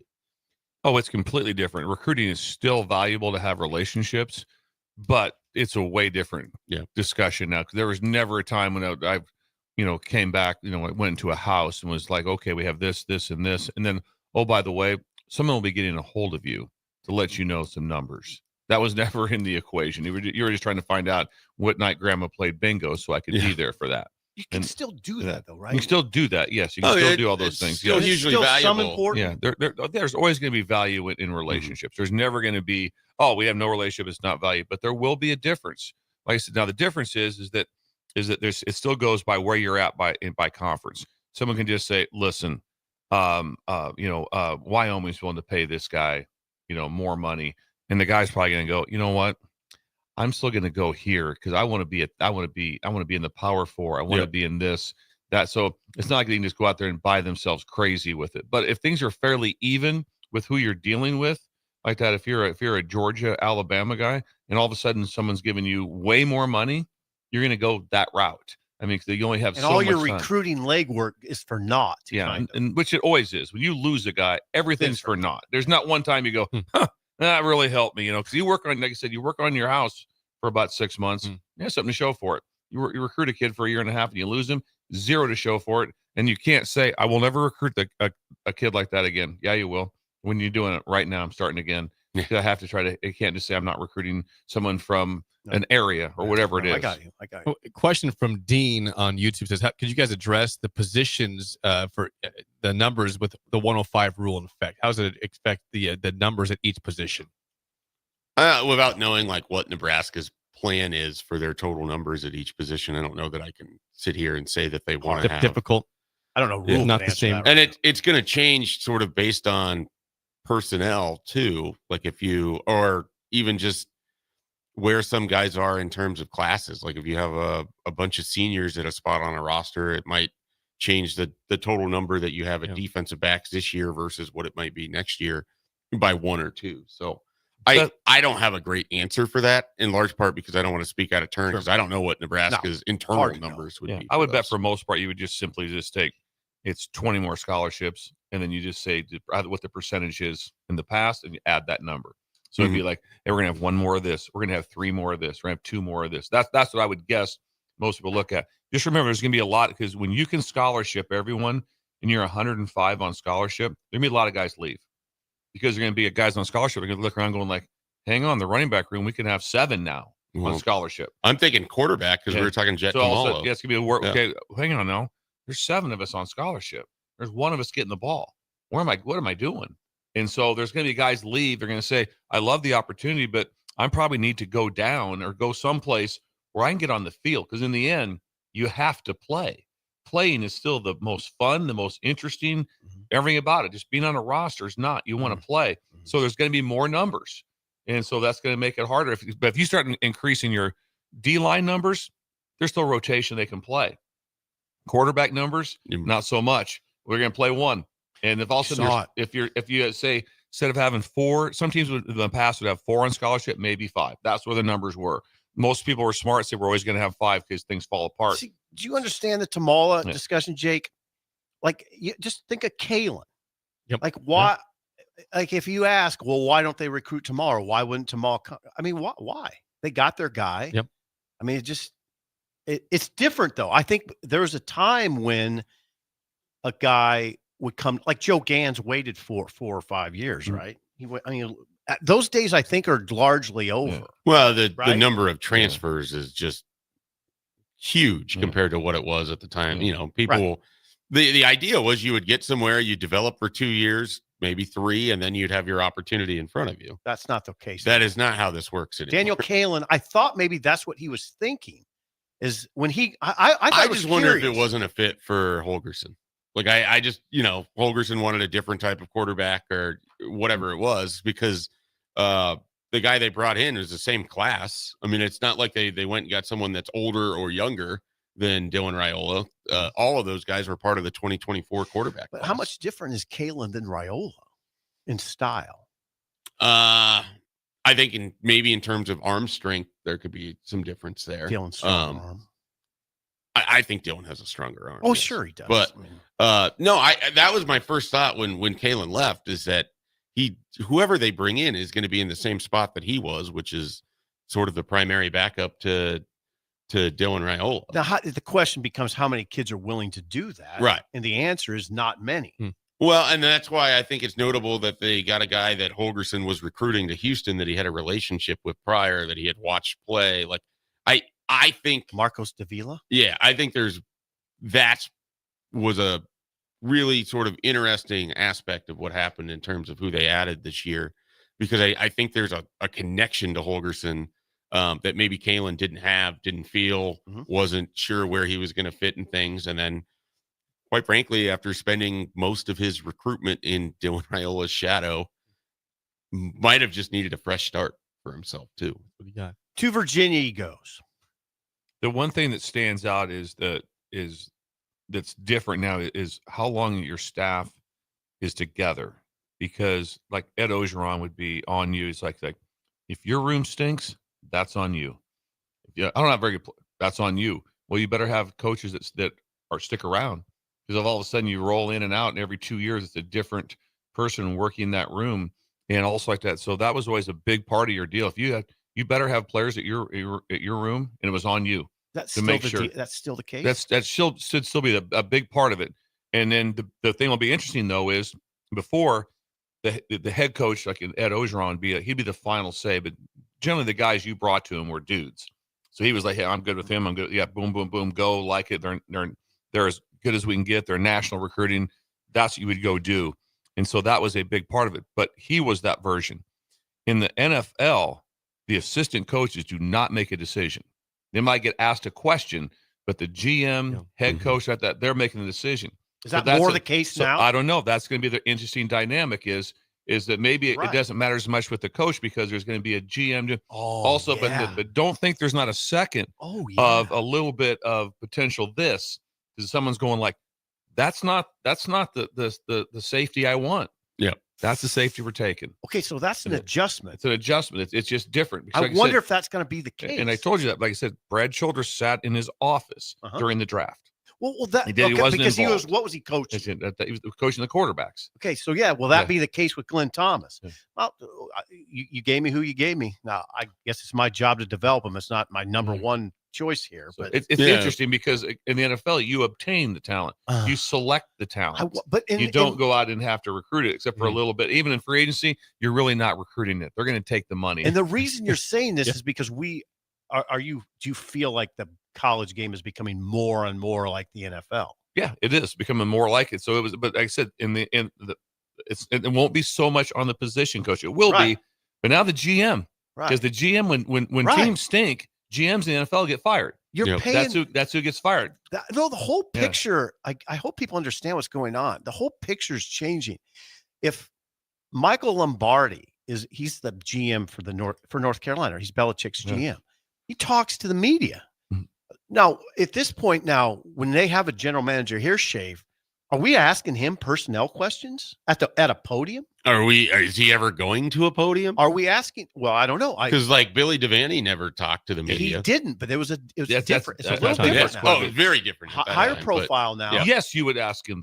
But are you asking him questions you would ask the head coach? The answer is probably yes. Yes, you would ask if the GM is in that spot. Right. You're going to ask him questions. Well, what are we doing? What are we doing at the running back spot? Now the difference is that they could comment on players. They can't comment on players because they're recruiting them. And also the GM at any college has to be also an elite recruiter because he's sitting down with these kids. He's also has to be, because you're trying to get them to come to your place. When you're the GM and you're going to select them in the draft, we're going to go out and get free agents and we have this pool of money. That's a way different setup than how it's going. Is it possible though, Bill, that the GM won't be involved? He'll be involved from recruiting from an evaluation standpoint, but not really talking to a lot of the kids. I'm not saying he's doing probably a lot of talking like on the daily, every day where you're communicating with them, but he's going to be the one with the visits and they come in, they're going to sit down. There's going to be a plan. They're going to sit down with the GM. All right. And also when that. You're seeing things with everything's in, so just take Nebraska, we just pick out 4 or 5 schools. You say, these guys are almost even and they're going to be, well, we really like the GM. I liked his plan. I like where it was going. I like this. Like that is it in the end, because if you don't like the GM at all and you sat down with him and you absolutely hate him, but the numbers were just so much better and it's a better school, a better chance to win, still going to go there. That's still going to happen. Hate to interrupt a good conversation. We're way late for the game show. We'll get this in the third hour when we come back. 100. Let's play the game show. Give us a call right now at 464-568. Have a chance to win a business box of bagels to Bagels and Joe. Today's topic is Throwback Thursday to the 2006 college football recruiting class. I think you know that across the country. Give us a call at 464-5685. Shut Up Simple starts right now. We've all been there. You're listening to the radio, and then that rage starts to grow inside of you. It starts to consume you. It gets to a point where you just want to yell, "Shut up, Sipple!" No, sorry. I'm sorry.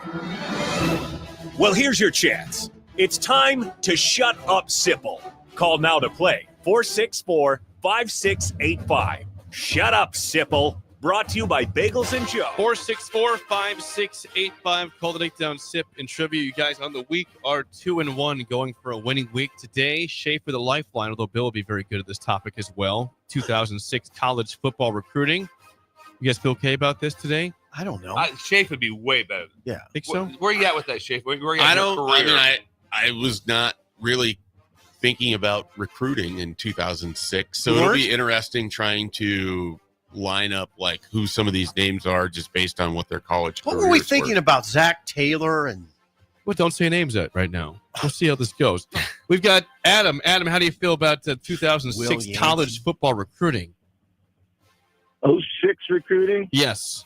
I was alive and conscious at the time, so that's a good start. Okay, I guess. That's good. All right. Well, Schaefer's a lifeline for SIP for one question. As always, first question goes to you. What school did number 19 player in the 2006 class, running back C.J. Spiller, go to? Oh, got it. Bam. Well, these are layup questions. I didn't know got they this were layup. Yeah, Spiller's Clemson, I think, Yeah. right? Good job. Good job. Very Talking good. about a long time ago. It can't be too difficult. Good on job. these It's questions. okay. It's all right. Make it I didn't know how he was going to word it or what it was Yeah. going to be. Yeah. Not my style running back, but he was productive. Sip, first question down 1-0. Schaefer's to play. What school did number 7 player in the 06 class, running back Beanie Wells, go to? I think I know that. Oh, it's a layup. It is definitely a layup. Definitely a layup. Okay, now hold on. Okay, well I'm okay now. It's You have it. Go for it. You have Schaefer if you need him. And he knows it. Don't second guess yourself. You had an answer. Go with it. one of two, and it's in Five the same cents. state. 5. Same state, right? And you better go to Schaefer. Go ahead. Ohio State. Oh, and Virginia Tech. That's a little sketchy there. He's asking one guy one thing. Yeah, I know. I know. No, it wasn't sketchy. I have a lifeline. Adam. I have a lifeline. No. The lifeline's used, though, Yeah. so it's gone. 1-1 tie. Adam, 1-1, Adam. Adam for the lead. Last question. What school did number 5 player in the 06 class, safety Myron Roll, go to? Layup. I'm with Bill. Tell me you know this, Steve. 5 seconds. Dicey. This 5 is seconds. dicey. Myron Roll. What school? I Fine. think it was FSU. Brilliant. Didn't have. Florida State is correct. You wouldn't have had that, Sip? Okay. That's your team. I know. You're on? Yeah. Marty Wear a just, neck roll? Marty would've had that. just lost his mind. This is Schaefer can't What's the help score you. right now? You're down 2-1. You And got a have tie. you have And no it's on lifeline. you. have no lifeline. Hair. This is to tie it up. What school did number 16 player in the 06 class, linebacker Brandon Graham, go to? You know what, Schaefer? I have a guess. Ooh, that's brutal. This is for Ooh, Sip. that's Brandon hard. Graham to force the tiebreaker. What number was he? Number 16 player in the class. Alabama. I didn't know it. Hey, Never a bad guess. Schaefer, you want to guess? Michigan. It was Michigan. So congrats to you, Adam. You're getting Bengals. Thanks for calling in and calling Adam, on the nice road. job. Nice win. Great thanks, job. guys. Have a good day. You too. Good, Yeah, thank you too. Tiebreaker is Hope you just for choke you. on your bick. Wow. Whoa. All right now. Easy. Wow. That was an outburst. There was an accused. I was acting out. got accused Schaefer of some. We're talking about a famous basketball coach, and all I said to Sipple was hair, and he goes, Lute Olson. Would you, if I said hair to you, would you say Lute Olson? No, but No. I understand why he would, because Lute had pretty immaculate He hair. did. I just, Yeah, but one he word did. would not have said No. me. There's no chance. Was he that just the said right it. answer? It was the right answer. Yeah. This is for you, Bill. Tiebreaker before Okay, here we we get to go. break. We're way late, Jake. I know. How many touchdowns did C.J. Spiller have in 4 seasons at Clemson? Combination of rushing and receiving. 36. Over under 36. I'm within a point. I'm right at. I'll say right under. I would go slightly over. 43 touchdowns, whoa. 32 rushing, 11 receptions for Spiller. C.J. Spiller. He had a Spiller. good career there. Yeah. At Clemson. Not And you didn't Sybil's like kind of him. running back. Didn't like him. Sybil didn't like him. That was Didn't he win? amazing. Did they win a natty with him? I don't know. He Little did. guy. He That was wasn't later. Yeah, he was earlier than that. But still, Littler guy. yeah, He was good. he's pretty good. player. How do you Pretty do in the Played- NFL? So-so. So, but he played. I think he played This was like the Bills. like 7 or 8 years, didn't he? Yeah, he Very did. forgettable career. When we come back, one more segment with Mike Schaefer to begin hour 3 on early break in the ticket. This is Lincoln's home for sports talk on the FM dial. Also online at theticketfm.com. On the internet. KNTK FM Firth, 93.7 The Ticket. You're listening to Early Break with Steve Sipple, Jake Sorensen, and Bill Busch. Sponsored by Midwest Bank. On 93.7 The Ticket and theticketfm.com. Unearth the secret to long-lasting tires at Tread's Central Tire Pros, a league apart in commitment, service, and expertise. This isn't just about rubber meeting the road, but trust, safety, and surety converging in perfect harmony. This is where expectations are exceeded every time. Make your appointment today at Tread's Central Tire Pros, just south of Cortland on Highway 77, or visit our website to explore our services. Remember, when it comes to tires, choose Tread's Central Tire Pros because we tread differently. I'm softball player Jordy Ball, and I'm proud of my Nebraska roots, and I'm proud to be back home. And at Midwest Bank, they're proud to be your local community bank. They believe in family first, taking initiative, showing integrity, and rolling up their sleeves to support their local communities. They treat everyone like family, no matter where you're from. Whether you walk into a branch in York, Lincoln, Norfolk, or Pierce, you know you're going to be welcomed with a smile. Your community, your bank, Midwest Bank. Leprechaun Lemonade is back at Raising Cane's for a limited time. Enjoy the same lemonade you love, just made green to celebrate St. Patrick's Day. So raise a glass to chicken fingers and toast to, well, toast. Happy St. Patrick's Day from Raising Cane's. One love. Hey volleybalfans, this is Laura Dijkema, national player of the Netherlands and now the setter on Omaha's newest professional team, Love Omaha Volleyball. League volleyball is bringing the heat this year. Don't miss your chance to see Olympians, national players and national champions right here in Omaha from now through April. We can't wait to see you cheering for us in the stands. Visit lovboma.com to buy single match tickets to see me and Love Omaha Volleyball in action. Go Big Green!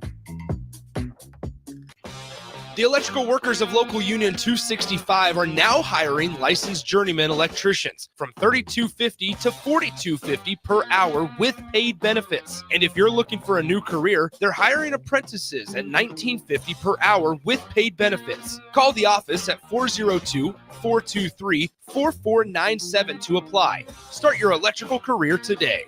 Rashawn Jackson here for Bauer Underground, who has been serving local contractors and utility contractors all across the state since 1997. When you see the black and white trucks, you know the baddest dudes in the business have arrived. Bauer is currently looking for equipment operators, laborers, diesel mechanics, and aerial linemen. Join the brotherhood built on hard work, authentic people, and pedigree of success. Bauer, a family-friendly company who reminds you, go Big Red! Are you a skilled mechanic looking for your next big opportunity? Constructors is hiring. We're looking for experienced mechanics to join our family-owned team. We offer competitive wages, great benefits, brand new service trucks, OEM-level diagnostic software, and career growth opportunities. Positions include lead and A-level mechanics for our shop and multiple field technicians. If you're driven and ready to grow with a company that's been around since 1908, apply today at constructorslincoln.com. Yesterday, your water heater worked just fine. Today, surprise! When you're out of hot water, just call the plumbers at Bryant. In most cases, you can get same-day water heater replacement. What you won't get is a costly surprise with the bill. At Bryant, the price you're quoted is the price you'll pay. No last-minute extras for piping or ventilation alterations. Need a new water heater? Just call Bryant, 467-1111. Bryant Air Conditioning, Heating, Electrical, and Plumbing. We do whatever it takes. Salt Mine City is not only Lincoln's newest brewery, but they're also now serving food. Enjoy a full menu of great items daily for lunch and dinner, like their peanut butter and jelly burger with bacon and cheddar cheese, or a Reuben sandwich served on Blackstone rye bread. Don't forget their beef or chicken nachos with guacamole, sour cream, jalapenos, and more. Wash it down with one of their 12 beers on tap, including the popular Single Axle Light American Lager. Salt Mine City, now open 11 a.m. every day but Mondays at 8th and R. Experience the Landmark difference with the next level of dealer support. Landmark, your local John Deere dealer, continually works to have parts on hand the first time you walk in the door. Our internal route system means we can get the parts to you typically same or next day to keep you up and running. At Landmark, we understand time is money. Get more uptime with our after-hours parts and service support on the phone or in the field. Stop by your local Landmark today to experience the Landmark difference. Hey there, fellas. It's your girl, Jordan, with Sartor Heyman Jewelry. Allow me to get a bit sappy. For women, jewelry isn't just a gift. It's a timeless symbol of love and appreciation. You have to get this right. No fleeting trends or gadgets will make the impact. Every time she wears it, every time she gets a compliment, you win. Trust me, guys. You'll get your money worth. Until next time, this is Jordan at Sartor Heyman Jewelry. Happy shopping, guys. Have you heard about Advanced Medical Imaging Surgery Center? Located at 7555 Pioneers Boulevard, Advanced Medical Imaging Surgery Center offers compassionate, patient-focused care and provides outpatient surgery services, making it possible to have non-emergency surgery and return home the same day. Advanced Medical Imaging Surgery Center specializes in cardiology, vascular radiology, orthopedics, pain management, and much, much more. Give them a call today at 402-261-1085 or online at amimaging.com. Wake up, Lincoln. Good morning. Good morning. It's great to stay up late. It's time for Early Break, presented by NEPCO. Live from Lincoln, America. Here's 93.7 The Ticket's Jake Sorensen. I like Stone. Husker Online, Steve Sipple. And here comes a sandwich from God. And longtime college football assistant coach, Bill Busch. Hey, somebody grab me a mocha quick, would you? This is Early Break.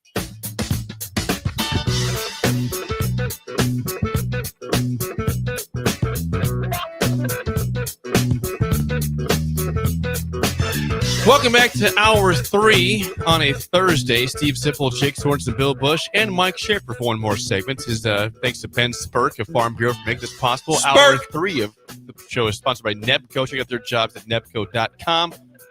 So we had a little conversation before the game show about the GM conversation in college football and the fact that, you don't only hear from GMs ever in college. Rarely, and you'll hear from NFL GMs once in a while, post-draft, at some point in the offseason. But like you said, Sip, I mean, these questions that you asked the head coach now could go to the GM. You understand that the conversation's evolving. I mean, there has been, Nebraska had a GM, for instance, in Billy Devaney. But it wasn't the same. It wasn't the same conversation. That was just kind of a name. They had to give him some form of a title. It's a title. And so like back in the day, Sip, known as a quote GM, was a Tim Cassidy. Yeah, but he was was director of football operations. More director, and that kind of became the / GM spot. He's kind of in control of everything. Now it's not. Yeah, but now it's roster. You know who, Bill? I'm just going to throw this out at you. Am I going to push back? I'll take you on. Okay. I think. Whoa. Wow. All of a sudden, it's like a personal. All of a sudden, it's a Dave Jake situation. Yeah. Now, listen, Bill. You were there for a part of this. Someone who was very close to a GM, and I don't think a lot of people understood it in this fan base, was Jared Lambricht.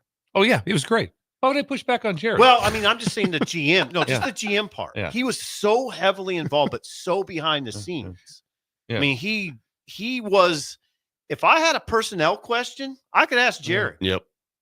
Jared. If you had a numbers question, I very specifically remember asking him, like, "Hey, what does the numbers look like for the upcoming recruiting class?" And he would run through them just off the cuff. Because he had to have that information. He was. I don't think people understood. Bill, all I'm saying is I don't think people outside understood how he wore a lot of hats. He was transitioning more into what a GM is, but without contracts, without still out. But he was transitioning more that he was very in charge of that would be horrible if we signed these. Now we're 5 over at O-line and we're way down here. This would be a huge mistake. Mm-hmm. That's a GM. Correct. And then what Jared did was create the NIL operation. Yep. ABM off the bat, right? Yeah. He transitioned from Nebraska, from his role at Nebraska into the ABM, but he was still, I regarded him when he was at ABM, the collective, as the GM. He wasn't part of the affiliation, but it was impossible to divorce the two of each other. Exactly. Absolutely. Yeah, Jared was about as close as you could get, and much different than Billy Devaney. Yeah. Now, Billy Devaney did have some say-so. It was interesting. He never spoke, though. We never heard from him. No, he did one time. I sat down with him, yeah. Well, not in a press conference setting. No. And it was weird. They allowed me one time to go over and interview him. And it was very awkward because I asked him personnel questions, and he answered them. And it was like, okay, well, you're not the head coach, but I thought you were going to say you asked him personal questions. When he started that, it sounded like it was going to be personal. I go, and then the L got in there. He kind of dropped it late like that. I asked him some personal questions, some things he did, some things about his life that we've heard. There's some rumors out there. There's some things going on out there. Yeah, but also where the difference, some things in college would be, there's certain guys you'd laugh. You'd be in a recruiting room, and you say, okay, numbers don't add up. We need this. Then someone goes like I said before, if 5 great 4-star D linemen all want to come, you just laugh like they're all coming. We're taking them. In the NFL, you don't do that. you really have, you might be off a spot or two as who's active, but you have to have 2 quarterbacks and a 1 on practice squad, and 1's an emergency now that can actually suit up for a game. You have to have this many players, and you might be 1 player here or there, but you don't get to be way out of skew. You don't have roster flexibility. You don't have roster flexibility. It's like, hey, we're going to have 53 that are active, like 48 game day or whatever. And so my point is, though, it's not like, we just got a bunch of really good linemen, and we're 12 deep in the NFL. No, you're not. You're not. Are you saying that? Is there going to be less roster flexibility in college now? No, I'm saying that's. He's saying it's a difference between what they'd be working. That's the difference between the two. You're always going to be able to field a team when you have 105 guys on the team, and they go like, "We're getting on a plane." It's like, not a problem.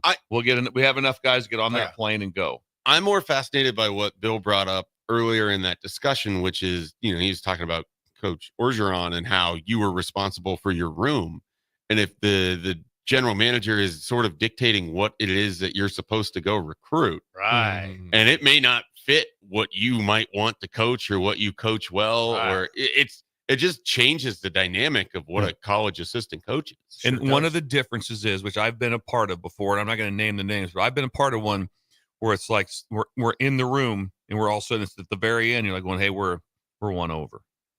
We got to drop someone. And someone says, drop this guy. And I'm like, whoa. Hang on. Do not drop him. This is the guy you want to drop, and here's why. And they're then like, what? And they're like going like, no. Then the GM says, no, drop your guy. We're taking this guy, and that's it. And then right away you're up against it. You're like going, we're dropping the wrong guy because you probably know more about him. Maybe all the little stuff. Here's the next thing too.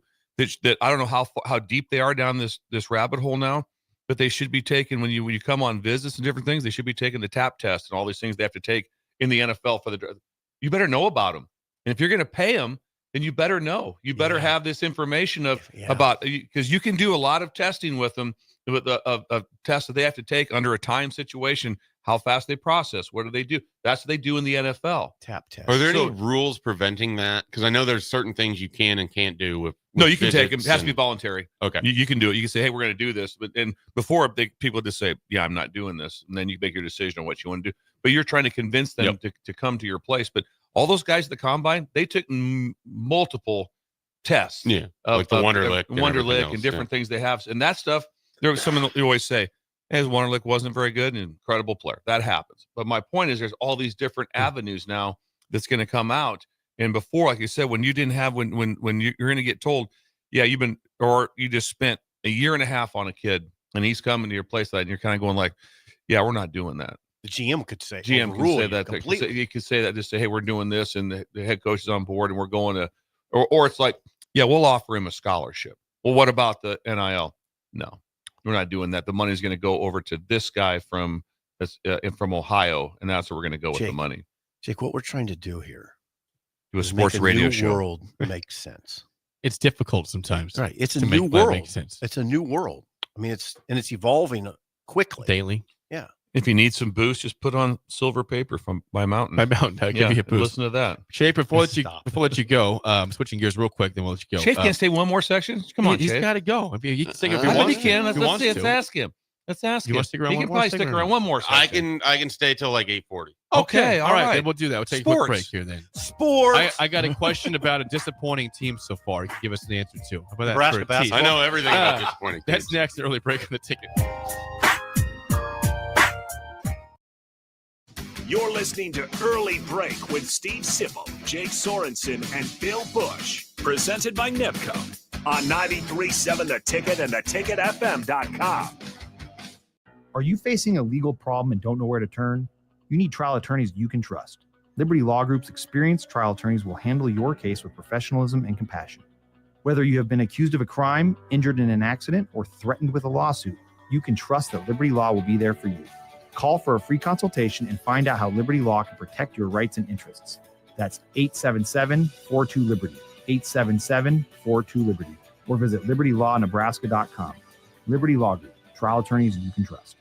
93.7 The Ticket, Fox, KFXL weather. Brought to you by Bryant Air Conditioning, Heating, Electrical, and Plumbing. Your Lincoln forecast for today, a slight chance of showers throughout the day, otherwise cloudy with a high around 47. Tonight, a chance of rain, otherwise mostly cloudy, a low around 31. And tomorrow we'll see rain and snow likely throughout the day. It'll be breezy too, with a high around 38. Meteorologist Kyle Puckett for 93.7 The Ticket, theticketfm.com. Experience the Landmark difference with the next level of dealer support. Landmark, your local John Deere dealer, continually works to have parts on hand the first time you walk in the door.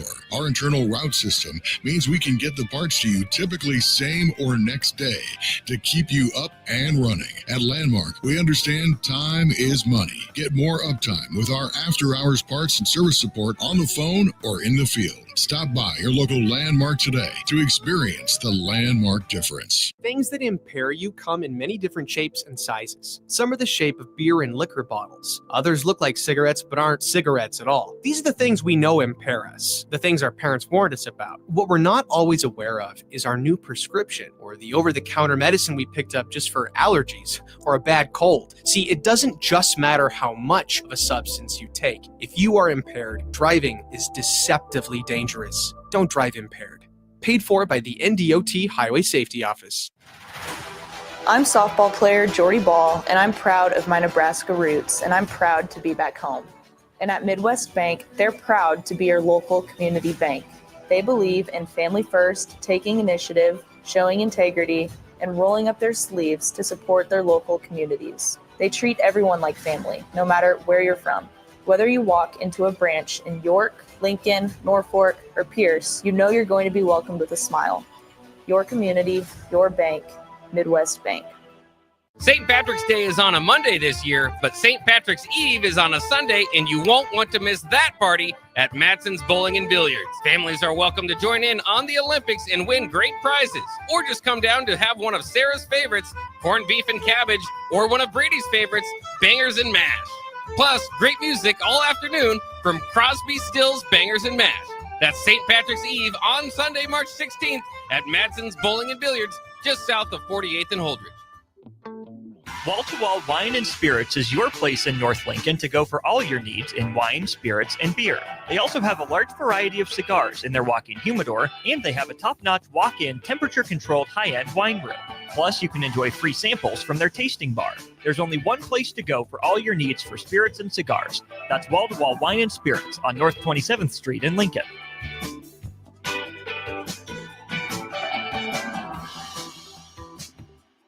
Garage doors can break down or quit working at the worst times. At Doors Plus, they understand that a broken garage door sometimes means repair and not replace. Sometimes, all you need to make your door like new again is a few bolts, a realignment, or even a new balance. Trust the pros at Doors Plus to handle your garage door repair the right way so you can get on with your busy schedule. Visit them online at DoorsPlusLLC.com or give them a call today at 402-590-5800. Doors Plus. Garage doors and more.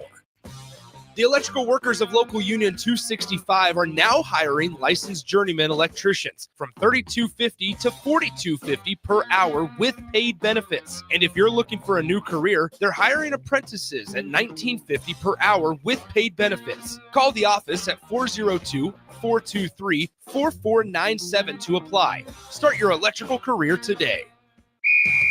Wrestling fans, it's time to elevate your game, just like Stevens & Smith Construction does for your concrete needs. As your full-service concrete contractor, we deliver solid results every time.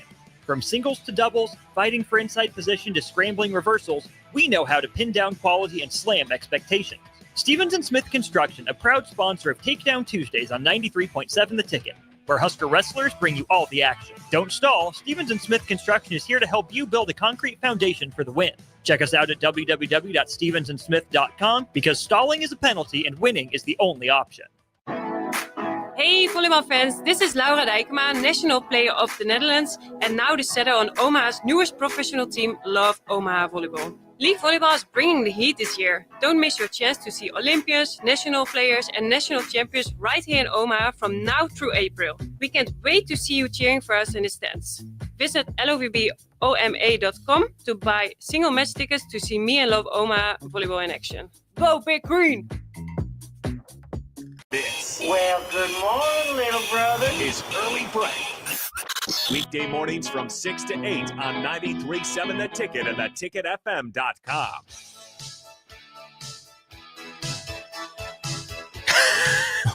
We are graced with Mike Schaefer's presence for one more segment. Thank you, Schaefer, for sticking around today.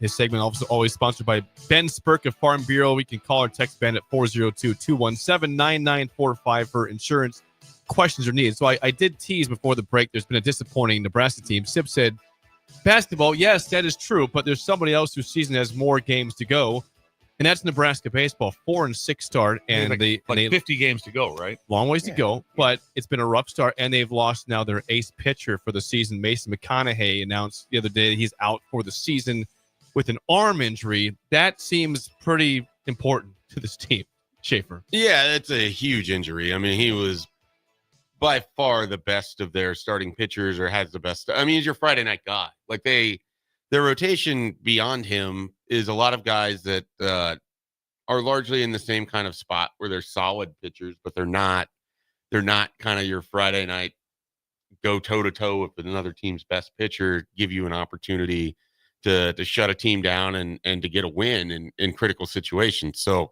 they're really going to need guys to rally out of that rotation and step up. I mean, it's a tough spot to be in. And unfortunately for Nebraska, it's a consistent one. Like they've lost, it feels like over the last decade, they've lost guys early in the season to the arm injuries.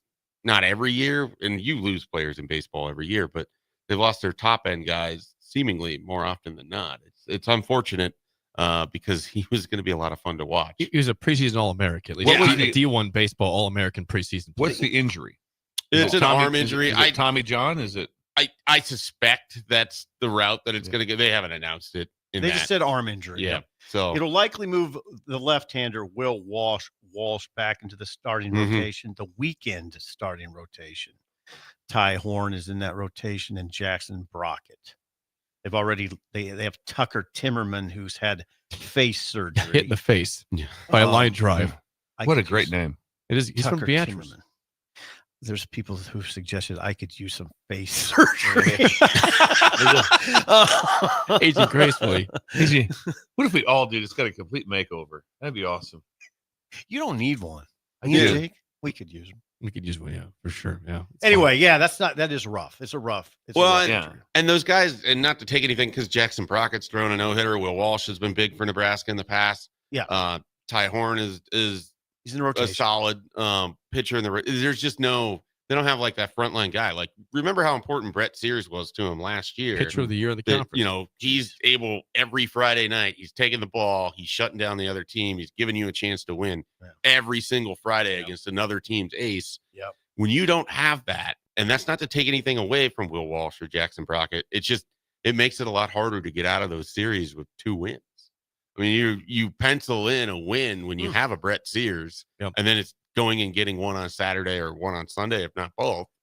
A lot harder to do when you don't have that frontline start. By the way, the Big Ten opener this weekend for Nebraska, right? Washington comes to town. It's just wild because, I mean, it's expected to snow. The opener being this early, too, feels wild. But I guess it's kind of in the middle of March. It's not that unusual. Feels about a week earlier than normal.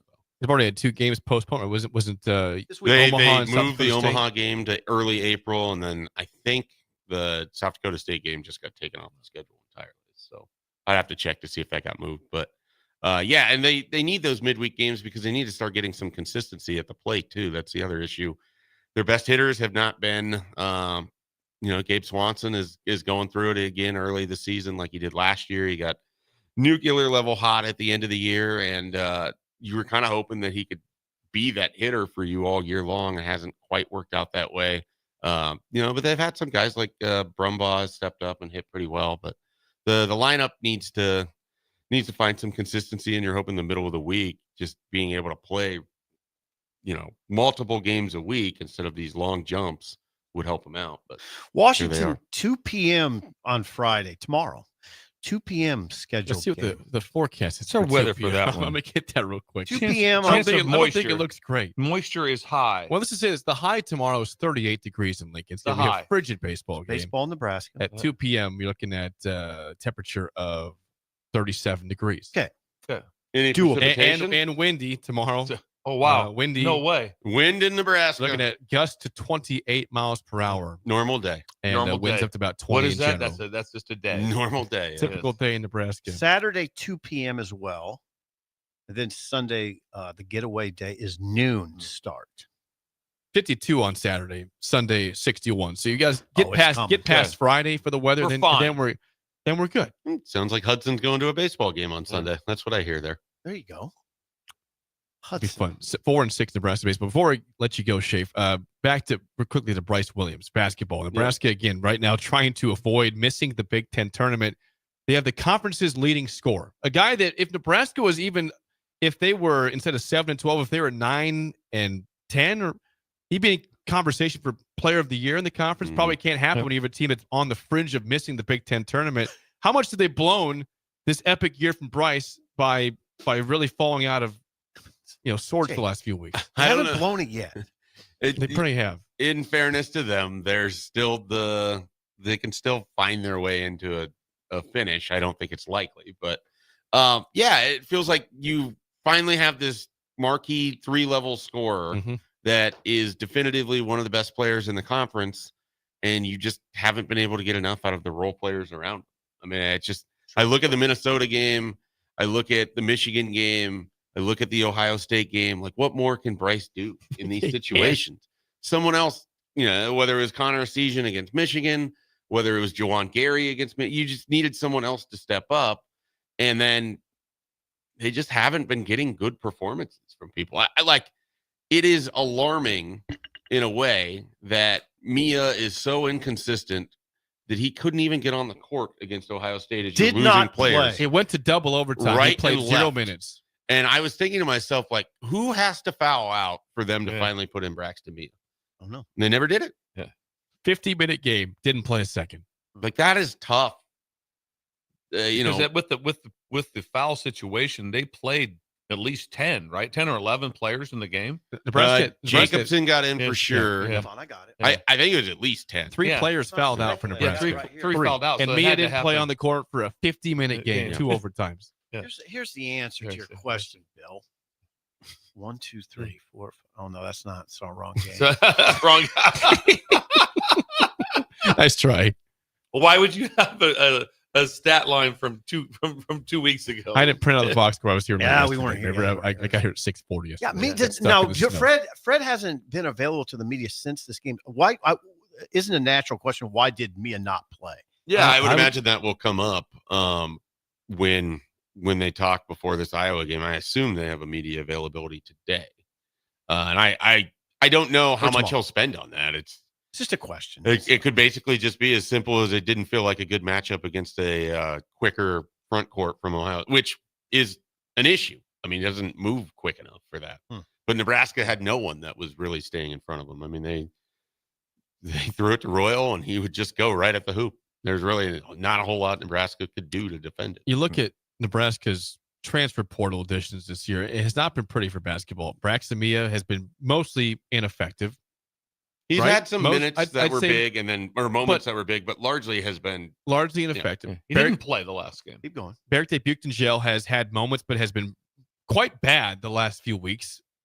Coming off injury. Good rebounder. Gavin Griffiths doesn't play for Rutgers. Raleigh. Essegian has been good for the most part this year. Solid. Wooster's been disappointing coming from Utah. Starter in and out of the lineup, but can't shoot the ball well. They missed a lot in the portal this year, and they're still on the cusp of tournament team because of the guys that stuck around.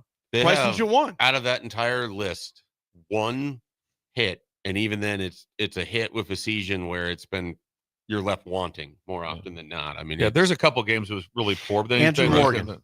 Morgan's been good. Oh, Morgan's a hit. Morgan's a hit. Yes. Yeah. 100. So you got 2 hits then and several bad misses. But the evaluation's ongoing, Jake. What if they ongoing? The season's 90% done. If they I think it's still fair to say they've only hit on 2 guys out of the portal. Even if they win some of these games, it's largely going to be Bryce and Juwan doing it. We're through 30 games right now. If you can't tell if it's a hit or not, what if they win 4 straight? Be a big deal. I'd say, where was that all year for a Griffiths or a Mia or a Bear K. I'm still trying to devise where if they win 4 straight games, it's not largely just Bryce and Joanna. Bryce going for 35 a game. Cision and Morgan. Like they're basically down to playing 5. Their 5 guys are Bryce, Joanna, Cision, Morgan, and well, I guess what we're getting is could somebody still change your mind like Raleigh, you know? He could have a nice. It would take a lot, but he'd be like a Rigsby, a guy Grigsby has not been great for Minnesota. Well, the that's the last other 2 games thing. Nebraska has not had that performance from almost any. Yeah, also Wooster's best game was Oregon. He played very good in that game. Otherwise, pretty inconsistent throughout the year. And then next year you have to try to replace those 2 guys in the portal. Really hard. I mean, Bryce Williams do it all over again. Flipping again. Yeah, you're flipping it largely again. You're going to flip it every year in basketball. That's what it's going to be. That's who they are. Yeah. That's just fun. A lot of fun. You know the one thing that's interesting on basketball, which I didn't know this, the last 10 has been taken out of the equation. Used to be a big thing about how doesn't matter. Doesn't matter anymore. What do you mean? So these have a big part of how you were viewed was your last 10 games. They looked at that really hard because they're conference games. Last 10 games. That's been thrown out, which is odd because with all the transfer portal, teams don't get really good until some teams won't get good until all of a sudden you go, whoa. Doesn't add up to me. That does not make any sense. No. Schaefer, thanks for coming in. Appreciate you. Absolutely. God bless you. Spillover's next and early break in the ticket. You're listening to Early Break with Steve Sipple, Jake Sorensen, and Bill Busch. Presented by Nipco on 93.7 The Ticket and theticketfm.com. At Fairway Meat Market, you're family, and as part of the family, they want to save you money on your meat and groceries. Now, through March 9th, enjoy USDA Choice whole boneless ribeye loins for $13.99 per pound. Cut and wrapped for free. All natural bone and thick cut pork chops, $1.99 per pound. All natural hand cut loin back pork ribs, $3.99 per pound. And carbless canned cocktails, $7.99 each when you buy 2. That's all at Fairway Meat Market in the Rockledge Square Shopping Center, just south of 84th and Van Dorn. Spring is here. It's time to get back outside and into proper shoes this year. Brown Shoe Fit is the place to buy this spring with their sale on athletic shoes. Get $15 off any regular price athletic shoes with respected brands like Hoka, Brooks, New Balance, and On Running. And don't forget, Browns carries a large arrangement of sizes and widths to fit your feet properly. Start your spring off right at Brown Shoe Fit, just south of 66th and Q in Lincoln. If you're in Seward or Milford, listen up. Select Plumbing is now servicing your area with no trip charges from Lincoln. Select Plumbing works on a variety of issues for your home and business, including general plumbing, water heaters, faucet fixture repair, underground sewer and water repairs, backflow testing, and more. Keep your property free from leaks and other issues. Call today for a free estimate at 402-560-6197. It's not just Lincoln, Waverly, and the surrounding area anymore. It's also Seward and Milford with no trip charges. Contact Select Plumbing to inquire at 402-560-6197. Hey Stars fans, I'm goaltender William Prowse. Be here Saturday, March 8th as we take on the Waterloo Blackhawks at 6:05 at the Icebox. We faced Waterloo each of the last 3 seasons in the playoffs, so we need you to cheer on the boys to give us a home ice advantage. Lock in your seats for the Stars versus the Blackhawks on March 8th by heading to LincolnStars.com. Garage doors can break down or quit working at the worst times. At Doors Plus, they understand that a broken garage door sometimes means repair and not replace. Sometimes, all you need to make your door like new again is a few bolts, a realignment, or even a new balance. Trust the pros at Doors Plus to handle your garage door repair the right way so you can get on with your busy schedule. Visit them online at DoorsPlusLLC.com or give them a call today at 402-590-5800. Doors Plus. Garage doors and more. Attention all wing fans! Buffalo Wings and Rings has daily specials that will make you want to stop in on all days of the week. Kids eat free on Mondays, and on Tuesdays, enjoy 89-cent boneless or traditional wings at a price that makes the whole family happy. And come back on Wednesdays for $1.29 chicken tenders all day long. Get to Wings and Rings today at 68th and O or in Williamsburg Village.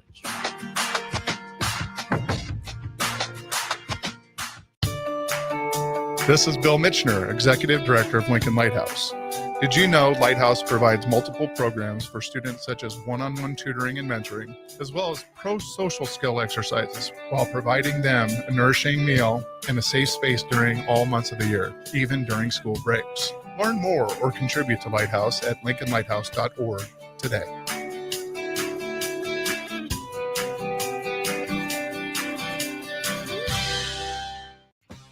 The electrical workers of Local Union 265 are now hiring licensed journeyman electricians from $32.50 to $42.50 per hour with paid benefits. And if you're looking for a new career, they're hiring apprentices at $19.50 per hour with paid benefits. Call the office at 402-423-4497 to apply. Start your electrical career today.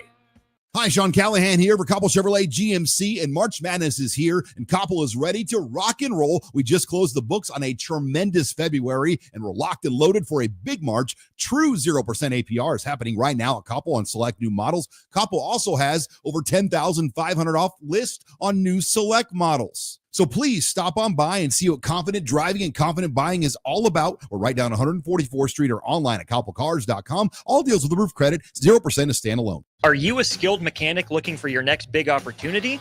Constructors is hiring. We're looking for experienced mechanics to join our family-owned team. We offer competitive wages, great benefits, brand new service trucks, OEM-level diagnostic software, and career growth opportunities. Positions include lead and A-level mechanics for our shop and multiple field technicians. If you're driven and ready to grow with a company that's been around since 1908, apply today at constructorslincoln.com. Big box stores are tempting for buying equipment for your high schooler in sports or for yourself in your sports leisures. But buying new is awfully expensive. Why not go somewhere with new and used options? Play It Again Sports has quality, slightly to gently used equipment, and 50% of their inventory is actually new equipment. And it's more than baseball, softball, and golf. They also have equipment for disc golf, fitness, hockey, and more. Plus, they're always buying products. Bring your gear you're done with and get trade money on the spot. Play It Again Sports at 48th and Vine. We're on the air. Back Well, party's starting early today, isn't it? to more of Early Break on 93.7 The Ticket and theticketfm.com.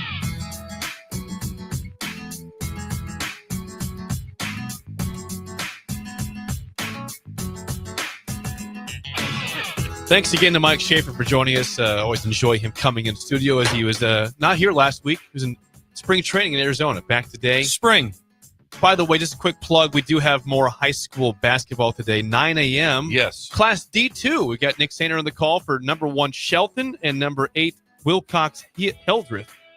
Followed by that, Dorchester and Silver Lake in at 10:45. Then we have all the Class B games to kick off the first round of that from 1:30 to 7:45 this evening. Nick on the call with Jay Foreman. Yeah. Jeez, 18.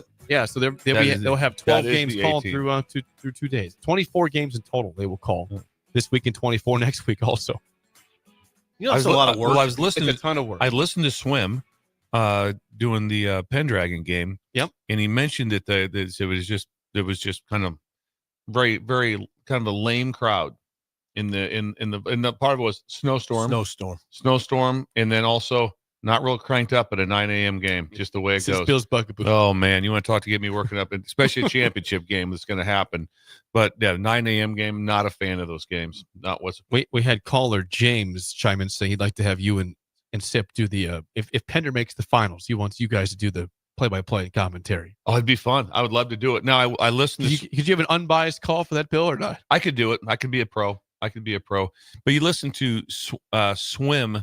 He does that. I talked about that. It happens very quickly. It's off to Jenkins. Jenkins back to Smith. Top of the key. Wing, slip it back over. Yeah. A lot going on very fast to be dialed in on. And Swim is really good at that. That's a good job. He's very smooth at that. At the same time, I think the only thing you hope sometimes is that when if I'm listening to a random game, I think sometimes you just want to say the name of the team.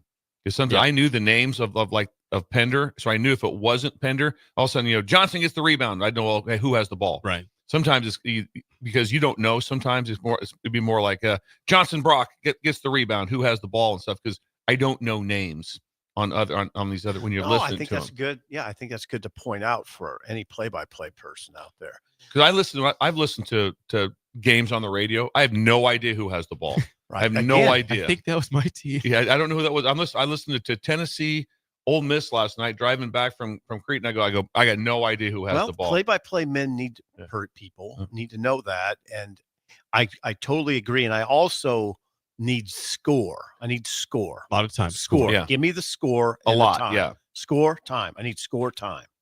Anyway, So again, first game 9 a.m. Listen to us. Shelton Listen and to us critiquing- Wilcox Hildreth at 9 a.m. Say it followed- again. I'm sorry, Shelton Jake. against Wilcox Hildreth 9 a.m. Nick on Yeah. the call at PBA, and then followed by that. This is Class D2. Dorchester, the 4 seed, and the 5 seed Silver Lake at 10:45. I'll go through the rest. of them. Dorchester's real. The 4 seed, and then you go to Class B. Number 1 seed Omaha Scott against Norris. That's at 1:30 at PBA. Okay. Number 4 Bennington against number 5 Sydney. That's at 3:15 PBA. Number 2 Lincoln Pius, the 10th against Gretna East at 6 o'clock, and then the nightcap 3 seed Waverly against York 7:45 PBA. All those games will be heard here on the ticket. You know, if you're a young, hoping to be on radio, TV, and some sort of sports announcing, they should listen to Swim. They should listen to him and Jay, and listen. If you're young, yeah, and just because Swim, I'd say by his age, because he's very young, just getting started. Jay's obviously been a veteran of a lot of things in life, but listen to him. Yeah, you listen to those guys. Where did Swim get his confidence? I don't know. He's from running. He ran Amigos when he was at 14 age years old. 14. That's where it all came down. He ran the drive-through. You know what the Amigos drive-through is like? Swim ran it, and also he ran the one over by Seacrest on gets 7. slammed And after so all of a games. sudden the game's out, and all of a sudden a lot of times at Seacrest there's 2 games. There's a game that there's like at 5 o'clock, 5:30, and they play another one after that. And Swim had to handle the whole thing As a freshman in high school. In high school, freshman in high Swim school ran running it. in Amigos. He also cooked all the food.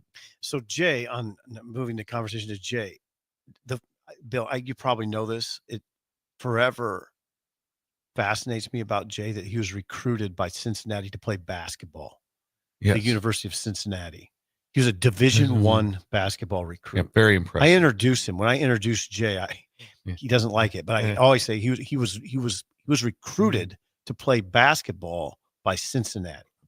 He was a guard, big time guard. It's incredible. Knows hoops very well. He does. By the way. He loves And he coaches, loves but basketball. he coaches also. He does it. Okay, He does a lot of coaching too. He also had the same situation that Jake had. I texted him because Big Swim is by himself on the mic. What For happened? the Pender game because Jay wasn't there. So I go, Jay, what happened? What's going on? He goes, snowdrift's all I got. Snowdrift. And he's got a big car too. Yeah. He's not Snowdrift. driving an Accord. Yeah. If he's getting stuck in a so he was in the his middle. car, Of, well, yeah. that's So he not good couldn't at all. So guess what? Swim. I'm perplexed by that whole conversation. I didn't yesterday. I wish you could have drove driven over around to my neighborhood with just your wrist. The just two driving with just your wrist. 2 neighborhoods that I deal with was like Ventura, I California. wish you would have driven through my neighborhood. I gotta admit, my guys the same. My street was dry. I'm in Siberia. You guys are in California. We're in the That was same freaking weird. city. Yeah, it's strange. Yeah. I mean, I'm not, and it's not criticism at you. I was very It's just proud of you for coming I in. think the and blizzard hit our area a little harder than your area. I will say this: the biggest turn that's ever happened on this radio show happened today when all of a sudden need to address Dave. That was one of the biggest turns. Dave, I'm very thankful for Dave. It was one of the I don't know biggest that idle turns. chit chat can get much better than that. That was as good as it got. All of a sudden, I'm very it thankful went from for Dave. I wasn't trying to all of a sudden, criticize Dave. Dave, then But Dave, I thought Dave Dave seemed came annoyed at when I me. saw him. He's chimed in saying he wasn't annoyed. So But what did Dave say to Jake? What did he say to him?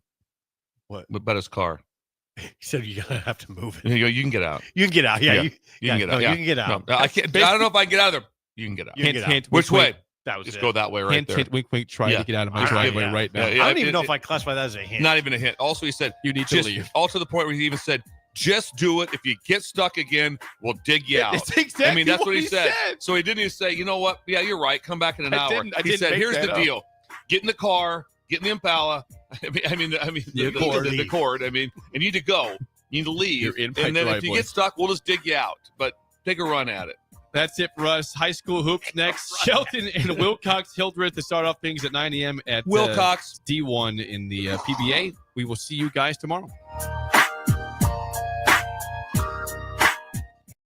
At Valentino's, we're on a mission for tradition. On every slice, for every bite. Golden baked crust, cooked to perfection every time. Savory sweet sauce that's made from our own secret recipe. Loaded with the perfect amount of fresh toppings and melty